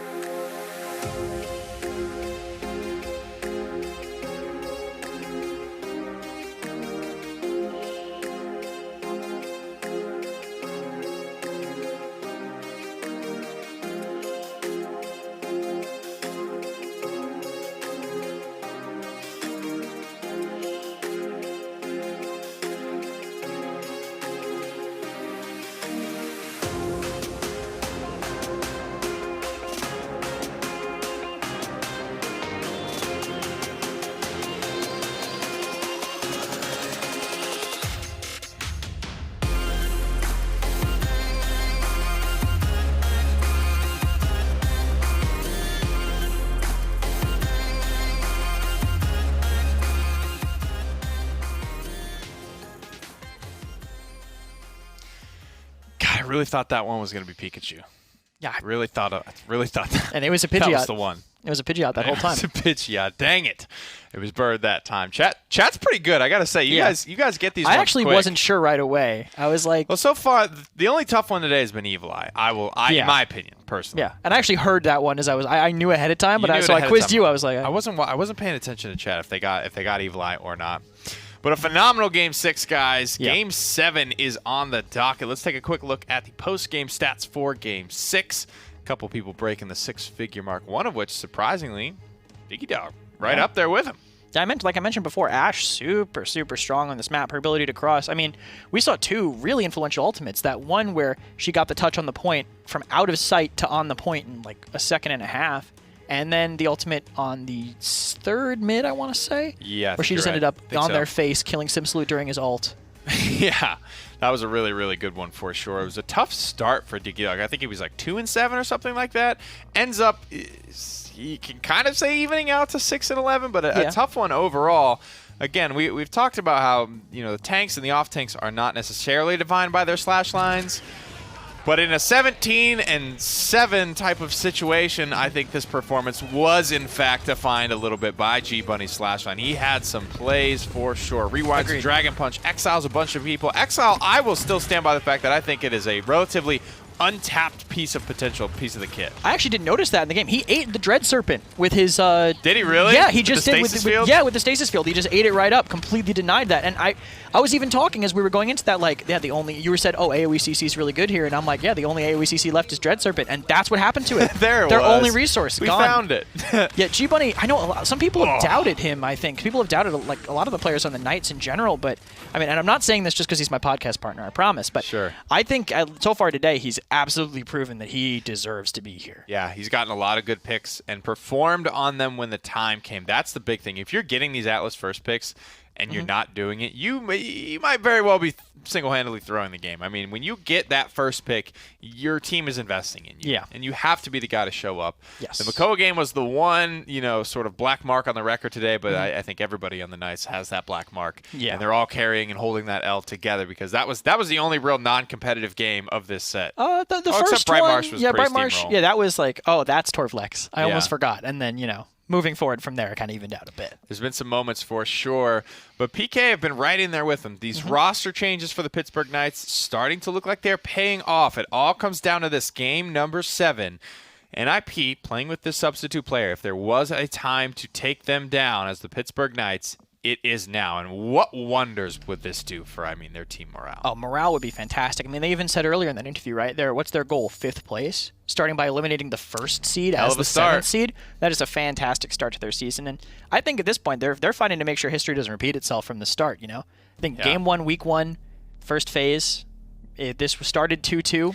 It's already an improvement. They're I guess, from already that. doing better. They've already learned history will not repeat Far itself. better than their second meeting in Phase 1 yes. as well. Significantly. Torvald gone, Maeve gone. Maeve, frankly, she was a pretty big player in the last couple of weeks leading up to MSI and of MSI. I think Simslu played a great Maeve overall there, but she has been relatively quiet this set. Simslu playing the Grover last game, the damage Grover, something Tenor has played, and I think, frankly, Simslu, he's right up there with Bugsy and Tenor as a couple of the most flexible professional Paladins players to ever play in this scene.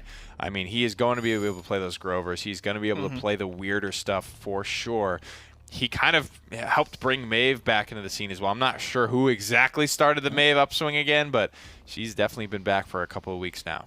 Yeah, the Cat people realize that Cat Burglar is a damage amp. Everyone's like playing all these damage amps. I'm like, oh, Cat Burglar, that's pretty good too. Why not have more of this thing we love? More damage. More Sounds good damage, for my me. friend. Atlas, again. Over Makoa. Over Makoa, indeed. And he's really, I think he's just, some people are actually kind of arguing whether he or Makoa are better. Like debating whether, is the hook potential better? Is the rewind potential better? What has more? They kind of do the same thing. Yeah, depending on, Atlas just takes Enemy more setup and displacement. time. Yeah. When you have players like Diggy Dog, like G-Bunny, highlighting these champions, they basically do the same thing. I will say, once if you miss your dredge anchor and you miss your setback, I think Atlas has more left in the tank. Yeah, he has his, because you spin in to go for a cool pick, and unless you have ebb and flow in your build, which granted a lot of people do, he doesn't really have an out. Atlas, he maybe goes aggressive, gets a setback, and you start shooting him, and he's like, oh, later. Absolutely, so much control, so many unique elements to that kit, like you mentioned in that previous replay. Stasis Field just deletes from the game, from the universe, anything that touches it. Bullets, rockets, dread serpents, projectiles of all varieties, types, ultimates. It all just goes bye-bye. Atlas is going to be the first pick, followed by Tyra. If they pick another tank not here, the triple tank Tyra. I don't know. Is that something you could run on Stone Keep? They wouldn't now, I think, with the Genos. I think you could, if you're Nip, you could force it anywhere. And triple tank aggression is good almost all the time. Okay. You just have to play it kind of differently. This map, now that they have the Genos, I don't think they're going to do it, so I think Knights can feel a little comfortable about the rest of the draft, not having to worry about hard tank counters, but they're still going to want something to do with that Atlas. Speaking of that, actually, counters on this map for Atlas. Remember the Renegades SSG set? Victor. I wouldn't be shocked to see something along those lines come from the Knights if they follow the same, Victor countering Atlas? Yeah, you're saying? I think so, because you can trigger his your barrage through his stasis field. Okay. You can hit through it, and just Atlas doesn't have an in ability. He has to walk at you or use speed from the stasis field. Ooh. So him just being there on the back line, pounding down damage is really powerful into the Atlas, honestly, especially on this map where Victor's always been strong. I almost brought this up. Eevee, yes, on Stone Keep, sure. But against Atlas, against Genos, against Tyra, you've got marks, you've got void grips, you've got setbacks, exiles, hit scan galore. It's like, I don't know, man. That's going to be tough to pull off. Simslow is a guy I trust wholeheartedly. He was playing a decent amount of Eevee and Maeve in MSI, so those are among his top characters. But I don't know. How do you feel about what he's playing it into at the moment? It's going to come down to the tanks, I think, for Knights. It's weird as to say, yes, the Eevee can get pressured, but if Makoa Barrack, if Zarini and Bunny don't give them a chance to even look at the EV, that's when Simsalou can get away with a lot more. It's going to come down to how much aggression Bunny can pull off, because we're pretty sure Barrick is going to be, sitting on the point and playing from there. So here comes the Lex without the Torvald backing it up. Going to have to do it on his own. If I had to guess, I would say it's still going to be Tenor piloting that one. Most likely. Ninu, because Ninu already played Tyra in the triple tank composition earlier. Yeah, it's safer. I think it's less asked of him. They still want to ask as much as possible of their main roster. You touched on this. It's being hovered.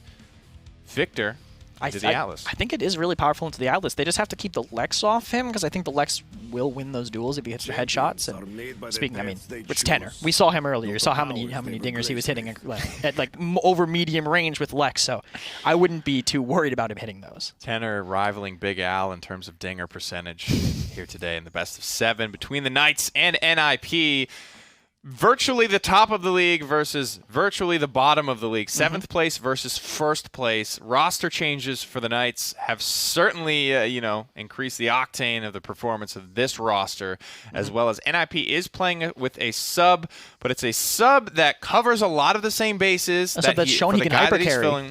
He is an incredible player. I think it's a crime that he's not in the league already, but let's settle this one, guys. Game 7, Stone Keep, Dolson and Gore, take us home. Thank you, Krez. Nick Gorson here on the cast for game number 7. I'm selling I'm out not for sold that on one. that one. I'm selling what? Gorson?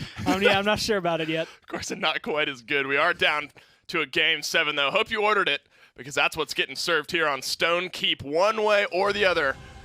This is gonna be a fun one. I'm just looking at the fact that NIP have hit scan, hit scan, hit scan, hit scan, hit scan, all to deal with this Eevee. Like, it feels like what Nick was saying after the first 3 champions.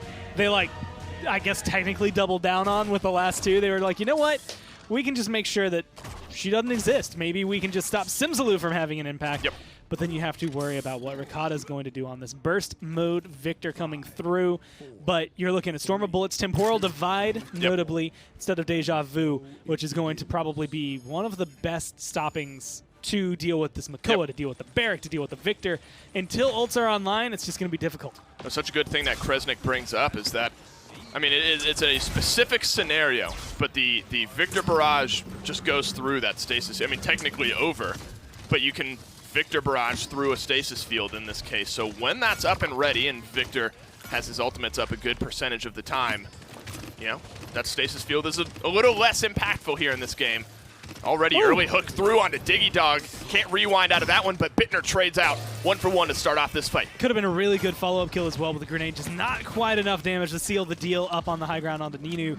But we've seen what he can do with this Tyra in the past, and we know what it can do to the likes of, well, a Barrack and a Makoa in this case, where it's going to take a lot. I think a good hook, really, to displace her, since she has no immediate getaway, no real survivability in her kit, is probably going to be the best bet for the Knights to just deal with her outright. G-Bunny was able to shell spin away, but Diggy Dog rewinds him right into it. The ultimate missing now from Bittner. Ricotta's able to trade out. The Victor's in the backline, and he's able to stay alive. That's so important.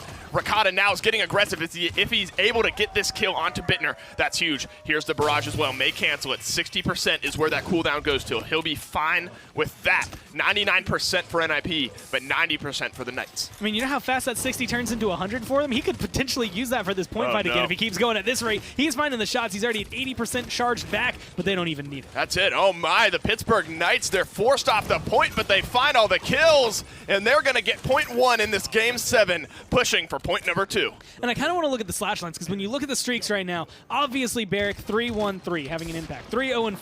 Simsalou's 1-1-4. If you turn that up to the performance we've seen on Simsalou in the past on Eevee, this becomes a lot more deadly. That's with G-Bunny not going that huge. That's with Simsalou not going huge. That's with Cuss having a death, getting those assists, and kind of not being there the whole time, right? This Knights roster is a little shaky coming into round 1, but I think this just gets stronger with time. I think NIP should be pretty scared. No, I would be as well. I mean, 9 times out of 10, you see Atlas, Khan, Tyra, Genos.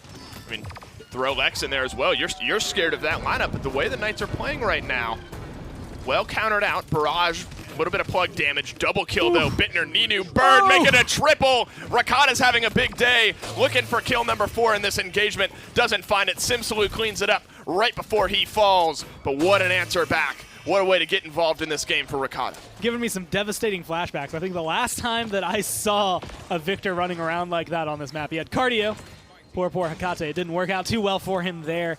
No cardio this time. Still, same end result. Therefore, Hekate ends up going down. But the space he's been buying prior to that. Every death he's brought has come with so much in terms of kills, in terms of impact. Trade out to 3 for 1, sure. Pressure. Yeah, it's just been perfect for them so far. But there's a minute left. They're pushing through this arch. They have plenty of time here for the Knights to kind of recuperate and come back in. With Ricotta dropping first, gets a little bit more dire for the Knights here. Actually uses the Ice Storm as well. Won't be too happy about that one. This is where they'll look to just hold on to their ultimates, back off, give this another go in a minute. NIP not going to use anything just as of yet either. Not do or die just yet for the Knights. Ice Storm is down, though. A little bit overly aggressive, potentially. I'm not sure I've seen Eevee get deleted that fast in a long time. It's just, I mean, 1,800 Didn't even know there was health an Eevee there. overall. And, well, 1,800 direct damage is not hard to find on NIP, especially if you give any one of them a headshot, or even just 2 headshots, depending on who you're looking at, is going to be able to delete her. Barely staying alive right there. And that's important, because Simsalu's still impactful for the fight. That's a 35 health ice block for Simsalu. Again, 155 health. They're just not able to clean up any of these low health targets. Finally, they do. Damage dealers and healers both gone. Likely spells the end of this push here with G-Bunny. That certainly seals it. A triple kill for the Lex. Bittner starting to come alive on defense. They use a little bit on the side of the Knights. NIP have everything going into this mid-fight, though. I think one of the things we're really looking at is how aggressive and how in control this NIP draft wants to be. Like, this is a fight draft. There's nothing about it that really wants to defend. Even that defense was won by just killing you better than you kill us. And so that is the kind of thing I think Knights need to be willing to kind of absorb and surround somebody. I mean, you have an 8-3 and 5 Lex. Tack up some kills on him. Tack his death count up so it's not quite as clean. Get rid of Bonker. Overpower on this map. One of the things, like when you were looking at Khan, why was he not picked up so early? It's just because it's not a guaranteed kill. It is if he happens to pull you through. And, well, if you're Eevee, if you happen to be a Maldamba here, your health is just low enough that I think you should be truly worried. Well, that overpower is going to connect over off to the opposite side there. Zarini going to get dropped here by Bird, so that's 1 ultimate for 1 kill. Pittsburgh Knights forced back into the keep side here, right into through time and space. Bird does not connect on that one, though. And NIP have found a few kills and found themselves on the point. And that's really what they need. 30-9 right now, but there's going to be the drop from the barrage. There's going to be enough damage to get rid of Ninu, and it left Bittner pretty low, but he's safe in the back line. Now they can get aggressive. It, again, just opens the door and allows you to get back into the fight. Very low members right now. Simsalu's finally going to clean up Bonker. Bittner still alive. Diggy Dog going toe-to-toe with Zarini up here on the high ground. Whoever gets the better of this one's going to set their team up very, very well. Finally, Bittner drops. There's too much damage, coming from too many different angles. Ricotta, another triple kill in this game. The victor needs to be clipped, but it's not happening just yet for NIP. They have 72% and a good zone. And the biggest thing for NIP, one of the things that they're playing around to win these points, is going to be that temporal divide. It's going to be that wall coming down from the Atlas.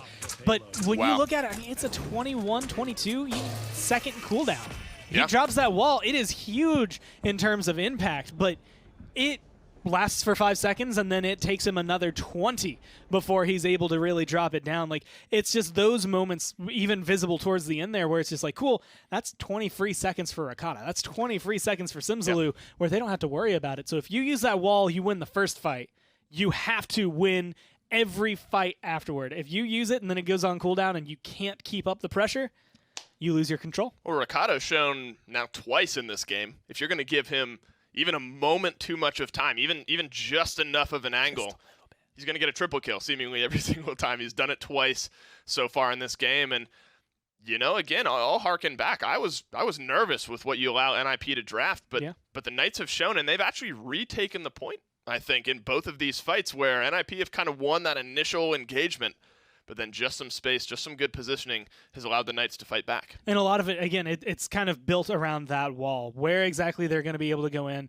Atlas, so far, Diggy, again, has showcased what he can do incredibly well, as well as maybe some of the downfalls, specifically when it comes to this talent. You make the cooldown so much longer to have it be that massive wall. And yeah, it stops grenades, it stops bullets, it stops anything and everything that goes through it, except for the barrage, which, again, technically comes down on it. Either way, you're perfectly fine to just nullify the Knights for 5 seconds at a time. So 5 seconds every, 30 seconds, you have a 5-second window to win everything you can. That just hasn't happened. And then you just have to hope that the next 25 stay in your favor. Do you argue that maybe Deja Vu would have been a better talent choice here? No, that's the hard part. Is it's just like I can't. It's just I can't see Deja Vu helping much against this kind of lineup. Like, there's probably some kills they would have been able to clean up maybe a little easier, but you would have lost that 5 seconds of survivability. I think it would have gone more heavily in favor of the Knights. That is their fight back right now, and unfortunately for them, the Knights have kind of figured out a little bit around it. It's still catching them. Every now and then you'll see Ricotta like get ready to throw the grenade and be like, well, now there's a wall there. I guess I'll just put it over there and see where it goes. But at the end of the day, they're still getting damage, and like you said, they're still coming back and winning these point fights. Well, it's a fun one to watch. Game 7, of course, where we stand. I believe the Knights are up 2-1, pushing for maybe their 3rd point. Some ultimates flying back and forth, and they nearly pushed in that last payload as well. This was almost a 3-1. Well, I guess it would have been 2-1, now 3-1 if they had captured this mid-fight as well. So they've shown that not only the mid-fights are going their way, but they can very easily push in this payload if things kind of slip up from NIP. And in my mind, this is actually one of the maps that I remember seeing like the Knights be successful on throughout Split 1. Sure. Now it just seems like maybe they've kind of turned that up a little bit, considering they've solidified their draft. And that's kind of the other big thing. Zarini, they used an overpower to kill him at the very beginning of this round, and it still didn't really make that big of a difference. I think your number one target to isolate right now should probably be Ricotta, just in terms of the impact that he's been able to have, but it's so hard to get him when he's in the pocket. He's safe. He's so far behind that it's like, well, Simsy's over there, Zarini's right here, G-Bunny's right there, like 3 targets on a silver platter, and you want to go for that guy way off in the distance. Like, it's difficult to get to him, and he's the one I think that's kind of keeping things rolling for the Knights. And that's a really great name you bring up. I mean, we talked about Simsaloo so much surrounding the roster swaps and all of that. Ricotta's had a big game today as well. The guy on the opposite side for NIP that's tried to kind of counter out what Ricotta's brought is, of course, Bittner, and he's brought a lot of the same damage and play that you probably would have expected coming from his performance in Phase 1. And this is one of the biggest things. This Lex has been coming through. Wow, that's and, as they set it up on the desk. It's like a Simsaloo highlight, excuse me. Sorry, but he had like 30 health and then either way. But this is the Lex that is kind of, I want to say, bringing in different tides. This is the first time we've seen, so we saw Lex once last split at the very end. This time he's been played quite a few times, but this is the first time without a Torvald on the team. He's got a quadra kill. He was going 8-3, I believe, coming into the second round. So he does still have a little bit to show, I think, even without that Torvald behind him. And when you're looking at it again, it's just so difficult for someone like an Eevee to live through this. You land anywhere near that Lex, if he hits a headshot, which it's not going to be too hard for him, that's 3/4 of your health, 2/3 of your health. That's just gone all of a sudden, and you have to deal with it. I feel like looking at Lex specifically, like Game 1 on Bright Marsh, Bittner kind of just blows up the entire Knights roster. We've seen Lex kind of flip-flop back and forth. What's your kind of prognosis on where he stands after his recent changes? Situational, player dependent? I think, honestly, it comes down to maps, where a lot of flanks are, I would argue right now. Like, Eevee has probably the widest range of maps, then I'd probably argue maybe jump down to Pip. Lex is definitely showing his name in there. I'm interested to see where Andro might end up again with some of the gun changes he has. But that's the other thing. Like, I mean, we've even seen Moji be successful. We've seen Dredge be successful. Dredge isn't a flank, but I'm going to throw him in that list anyway because he was only played, twice, 3 times? Either way, like, it's just some of these are team-dependent. Some are maybe a little more map-dependent. I think that's kind of where I think we're going to see leaned on a little more. Yeah. Jag Falls is one notable map where pretty much anyone can be played. But if Lex is opening the door where it's like, well, I can play on Jag Falls and a little bit on Stone Keep and on Bright Marsh, and you just start adding to the list, all of a sudden he becomes something that's not only viable as a pick, but maybe, depending on who's playing it, viable as a ban. And I think today is going to be pretty telling. We're going to get to look at teams of all different play styles, all different calibers, all different play styles. I mean, this is only set 1, believe it or not. We are going 7 games in a exciting set 1 of the day. A little bit of a technical issue with the guys in the booth. We're going to fix that up, jump back into game here as soon as we possibly can. But it's been a fun one to watch. Do you think if things are going to continue along the same string, do you think the Knights are going to win Game 7? I don't know. I guess it's so hard to call. It's hard to call because it's so balanced. Honestly really up in the air to me right now, and it's not necessarily because I don't think they can as much as it is that there's just enough counters for an IP, right? I can't. You can't call it in my brain, I can't count against You're right. NIP. It's just You're so hard. Like, even though the last time we saw them was them losing a set 4-1, I just can't tell myself, yeah, NIP can lose. In my mind, they're still this undefeated behemoth. No, but you're right.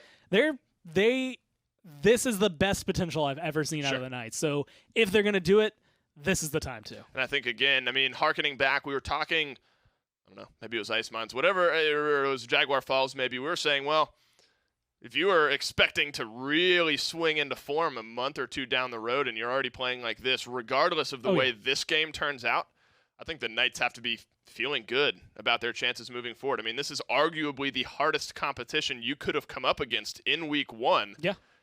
And you're taking them to 7 games. You're leading them 2-1 here on Stone Keep with a potential to make it 3.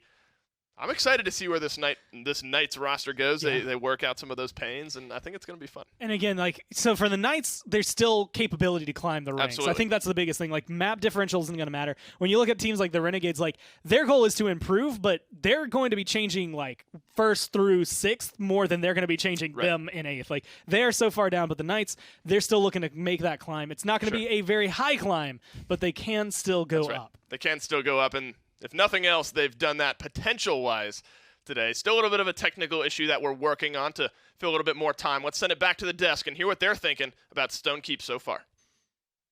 Thank you, gentlemen. We're just down there replacing Ricotta's headset. Something went wrong with some of the hardware, getting a cord switched out. We'll be back in no time. The comms, the Victor play, just a little bit too hot, I guess. He was screaming, freaking out. Actually, I've never heard Ricotta barrage screaming. Incoming, and the headset exploded. It actually does double damage if you yell it. I didn't know that till recently, till I was hanging out at the Knight's house one day. So you need to buy the V1K Tor rifle, obviously. Yes. Best rifle for Victor, hands down. You need to scream every Visibility. time barrage is actually, in fact, incoming. Aside from that, we've had some really, really good first-round performances from not only Ricotta, but Zerini as well, one of the newer members. We haven't talked about quite as much as Simsolo today for the Pittsburgh Knights, but the new point tank taking the place of the Throner had a pretty damn good first round here. He's the only technical point tank in this game. There's double off tank for NIP. Is that hurting them, and is that something Zerini is using to his advantage currently? I mean, when you're the only point tank in the game, like, you know you can bully, as long as you use your cooldowns well, and of course these players will, you know you can bully the off tanks that are trying to use their cooldowns just to contest you. So him just being there, getting cap time, and getting poke, which is Barrick's biggest strength as a point tank, being able to, you know, lay down that damage while getting that same objective time. He's really using it to his advantage. I mean, Zarini's been playing tanks forever. He was in the PPL for 2 weeks, subbing in before. I mean, he's shown absolutely. This game so far, he's been, I think, putting on a phenomenal performance. Very good stuff from young Zerini. Played those 2 weeks, like Kresnik mentioned, subbed in for Natus Vincier. Conveniently enough, that is their week 2 matchup. So once they handle business here with NIP, they will have to start preparing for Na'Vi. The first seed, and it's not an easy start for the Knights, for sure. But I guess you got to get these ones out of the way early. Then you have a much easier schedule after week 2 and week 1 are complete. But they've damn well shown up against NIP, and they might very well take this Stone Keep game as well, taking the 4-3 in this best of 7. This one's gone all the way. If the Knights are going to win this one, this is one of those sets that I definitely imagine that would have had to have gone all the way. There was no timeline where I envisioned the Knights blowing NIP out of the water. Yeah, I think so. I mean, even with the new members and them kind of gelling and having the potential honeymoon phase, I think it would have to have been an insane improvement that quickly for them to be just looking dominant. Well, that's the biggest thing, and that's another thing to talk about is one of the points we wanted to harp on today is, yes, NIP have a sub, but this is a 40% of this roster is brand new for the Pittsburgh Knights. They haven't had a ton of time to scrim and to practice and to fine-tune everything they probably will eventually fine-tune about this They've roster. only had 2 days to practice on, like, normal ping. Yeah. Simsalu and Zerini were playing both from Europe with, 100-plus ping the whole time they were trying to practice before this. Well, headset's good to go, guys. We're going to get back down to the casters and resume Stone Keep. Could not have come even a moment sooner. Thank you, Krez, Nick. The guy Mike outside, he's still here. Spam that bike in chat for Mike. That's next game though. We still got a game to wrap up here. Game 7 on Stone Keep. Can the Knights do it? Gore's not ready to call it over just as of yet, but if they push this one through, 1 point away from unseating, well, not unseating, but beating, I should say, the number 1 team. And now looking at the numbers as they're thrown at me, I'm starting to starting to feel a little sweating a little, little worse for NIP. Again, it's hard to want to after a team goes so undefeated for so long. You're right. After they are in first for so long, imagine them losing, especially when you just say, in the last split, if I tell you, hey, NIP one day might lose to the Knights, you will laugh in my face viciously, and then I'd probably get fired because that's just bad analysis. Now you're seeing it happen potentially in actuality come through, and it's just good damage from them. Again, if Simslu can keep up kind of the rate he's going, if Ricotta can keep up the pressure he's been applying, it might be a done deal. That's a perfect example of where the temporal divide does not block off the barrage. Ninu falls. The hook down to the low ground goes bonker. The shield's going to evaporate as well as the rest of his health bar. G-Bunny with the first kill in this engagement. Simsalu's still alive. The shots from Ricotta. Nobody's dealing with this. Victor on the low ground. So many low targets. They don't even need to kill them all. 1 point away are the Knights from winning their first game of the split and dropping another loss to NIP. All 5 ults are going to be coming up for NIP. I think it's 99% on the overpower. They will have them all coming into this next point fight. And I think the biggest thing is where that overpower goes. Who he grabs. Zarini, last time, obviously didn't change too much for him. But they do have comeback mechanic enabled. So honestly, a little bit of pressure on the point opens up a wide door for you to be able to stand on there and get that percentage up. So expect Bonker to potentially look for Zarini, maybe look for G-Bunny. But again, just the silent killer Ricotta. He's a 12-5 right now. I don't even think I can call it silent, obviously, since he's been yelling barrage and everything's coming down.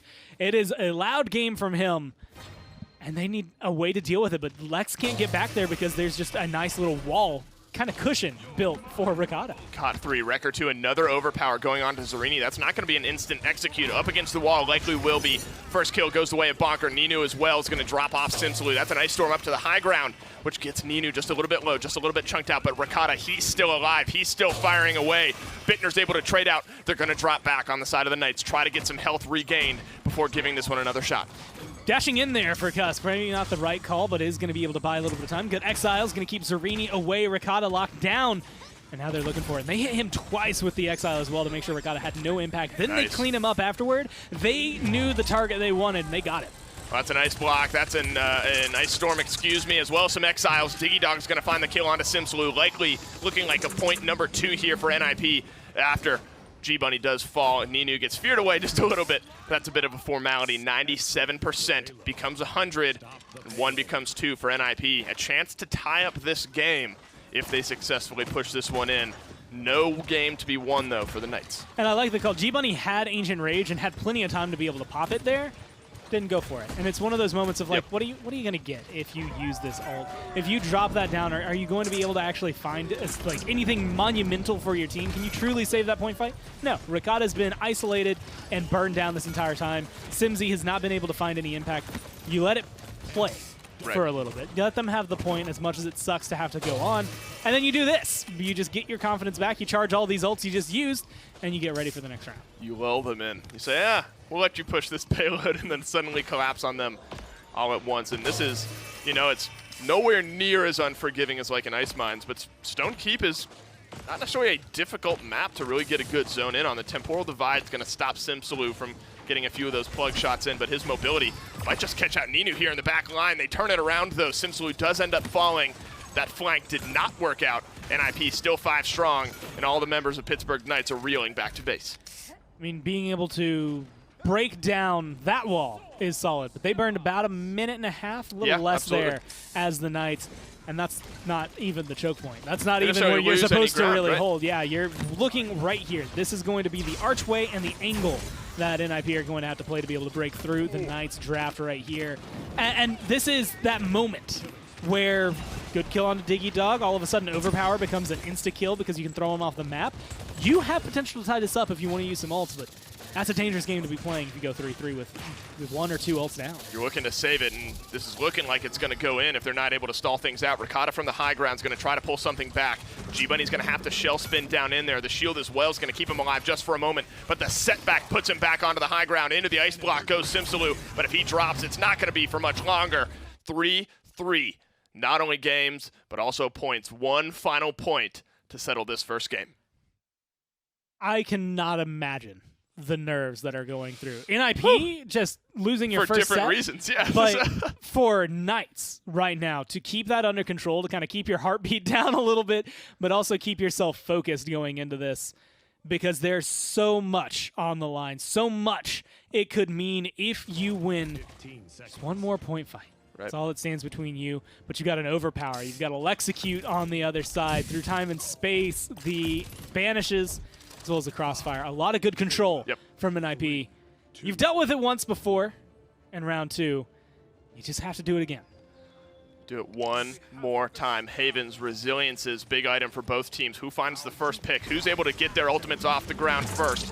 Nothing really getting burned right now. Here's the barrage. Maybe that turns things right into the Dread Serpent. Goes Diggy Dog and gets the barrage shots on him as well. Into the Ice Block goes Simsaloo. No kill for that through time and space. Bittner and Ninu, though, they're able to turn things around. No more healing, no more front lines for the Pittsburgh Knights. That's not game over. Ricotta's still alive, but ends up getting dropped. NIP are in a perfect position to maybe end this game. Overpower misses at the very end, but they still have the Exiles, and Bittner is getting aggressive. He wants to get in, he wants to zone, he wants to dismount anyone and everyone. And so far, they've been able to accomplish just a few of those targets. 42 to 33 right now. And the Knights are looking to try and break back in. The Knights don't have much, but neither do NIP. Exile, Dome Shield, which one proves to be more impactful? The hook goes in, but they don't end up getting the kill.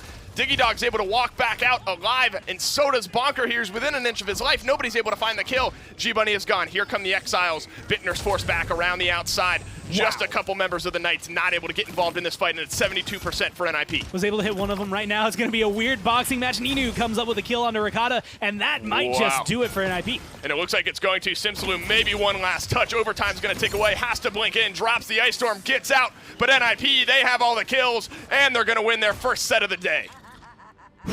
But the Knights were close on their heels. I think that's the biggest thing. Oh, my. That was your number 1 versus your number 7, and that was the gap between them, was how well did you use the last 2 ultimates in the game? How well were you able to find that? A little bit of pressure on Ricotta, and that's, I think, what they needed. Yep. Unfortunately, I have to say, at the end of the day, I think it was the Eevee that just it wasn't able to perform and the full way you expect an Eevee from Simsaloo to be able to go to. It's just there was so much hit scan, so much control to lock her down. It made it very difficult, I think, for him to step up and above his role. And so maybe just a small little draft mistake, but does cost at the end of the day. Yep. Zerini, Ninu share a little hug there on the backside. Teammates from Sour Team now find themselves in the PPL. I mean, that's a tough way to start if you're the Knights. But you think heads still held high? Absolutely. I think it's very unfortunate because you were so close, and if you ask them, that's going to be exactly the response. Like, we were right there. We could have done it. But, I mean, you just took NIP to 7 games, and it was a 3-3 point fight at the very end. Like, it was so hectically close. Some of them being 4-1s, 4-0s, some of them being 4-3s. I think they came out and showed exactly what they needed to today. Well, it's a different Pittsburgh Knights that we saw here in game number 1, but much of the same from NIP in the sense that they're still winning their games. Let's send it back to the desk and wrap up set number 1. Loved a lot of the kind of storylines unfolding there between the Knights and Ninjas in Pyjamas. You can see a lot of the emotion involved. Tenor was thrilled to win this set, despite it being the number 1 seed versus the number 7 seed. This was a very, very close one. You saw, Cuss Cutie's never going to be happy to lose no matter how close it was. Ricotta seemed to be smiling, seemed to be happy with that improvement. Of course, a big hug between Zerini as well as Ninu. Sour Team teammates. I don't know how we forgot to mention that all day, but those guys played together in the minor league at MSI. Very fun game, I'm sure. Fun set for them too. Yeah. Big embrace shared at the end of that. Yeah, I mean, if you just clip that Tenor pop-off at the end and you're like, all right, what team did he beat? 9 out of 10 times. You don't guess the Knights, right, exactly. But, I mean, I think for the future they're going to, because the Knights really looked really strong for their first game with the new roster. I think they looked pretty powerful. 6-10, 7-11. I was a little worried about Simsaloo's Eevee running it into as many hit scans, threats, as well as control. I mean, everyone's basically hit scan on that NIP roster. Lots of control, overpowers, void grips, all types of things, marks, things like that. G-Bunny's Makoa, a little bit concerning performance after the Shattered Deserts. I think it's fine. I think it kind of evened out here roughly, but the storyline today in terms of champions was been Lex. Is he finally a mainstay in the meta over the course of casting this game for 3 some odd years now? I have never seen a point in which Lex was a high priority pick. and I think it's going to be from here on out. I mean, as a counter to certain champions, I mean, In Pursuit does a lot. His burst damage on headshots, his ability to be pocketed better than... Yeah, boom, right there. And as soon as if he goes away, you know, he could chase with the In Pursuit and get those aimbots. That's one of the things that you mentioned, like all the hit scan. We didn't talk about In Pursuit into the Eevee. That's a lot of damage that Simsaloo just can't dodge. You know, why is Leon good into Eevee? Well, because she can use all those, you know, auto-canceling automatic aim abilities. Lex has one of those on a really solid cooldown, and he can use it to just punish her really hard. Basically unflankable. He's got so much vision on Simsaloo. Poor Sims, I mean, comes around that corner, gets popped for over 1,000 damage, and then he can basically clean up the rest of it with the right click.